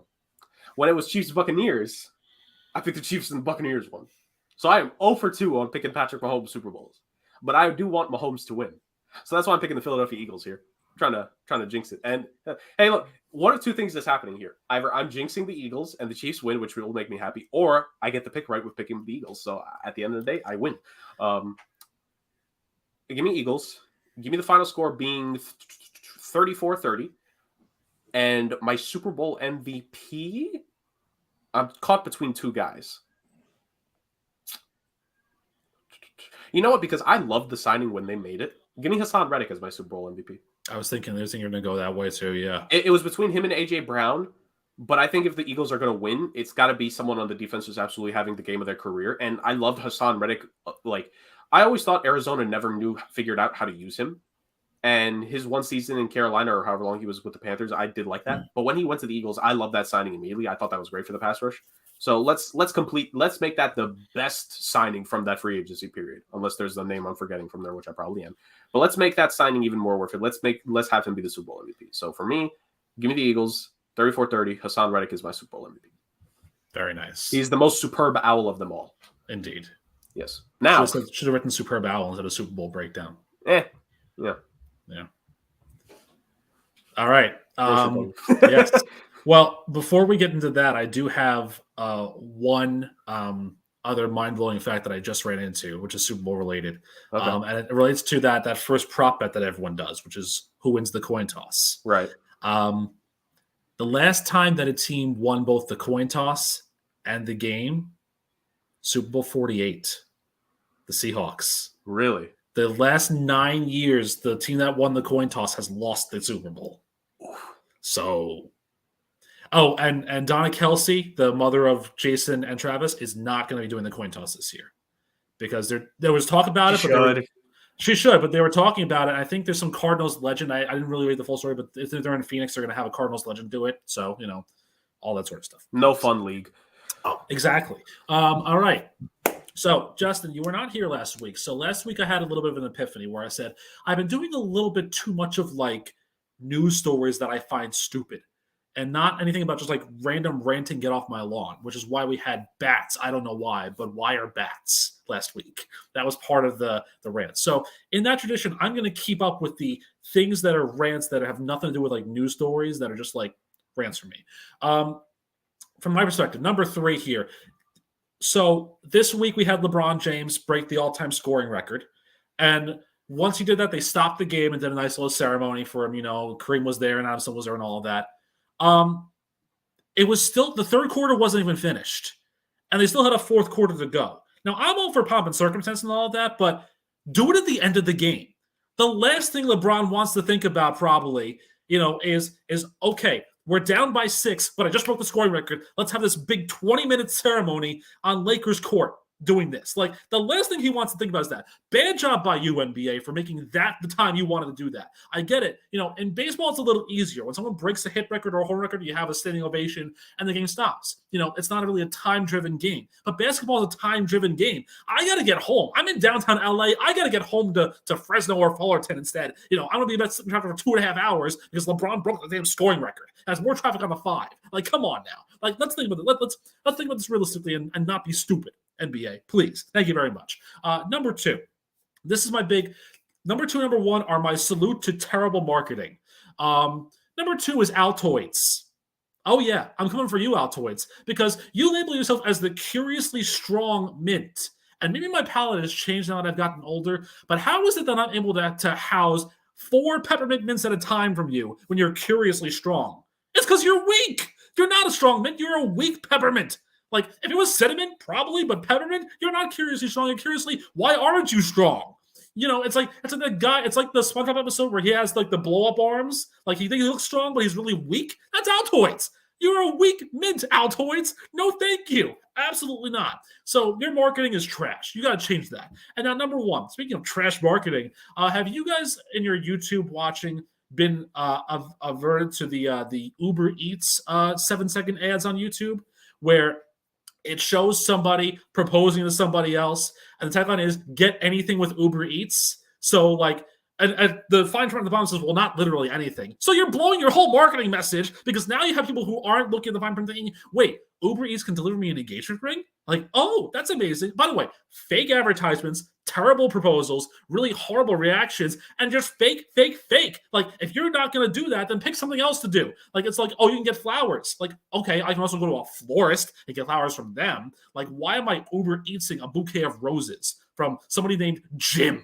Who's driving a Nissan Passat or whatever it is to give me flowers. I just go out and get them myself because for a fact that if he's going to get the bouquet of flowers, they're going to be damaged and no one will be happy. It's Valentine's Day week coming up. Like, go get your own flowers or get your real gift. Don't Uber Eats the damn thing and stop with this terrible marketing of, like, there was one where it was like a guy proposing in front of an outdoor locker. And I'm like, an outdoor locker? To what?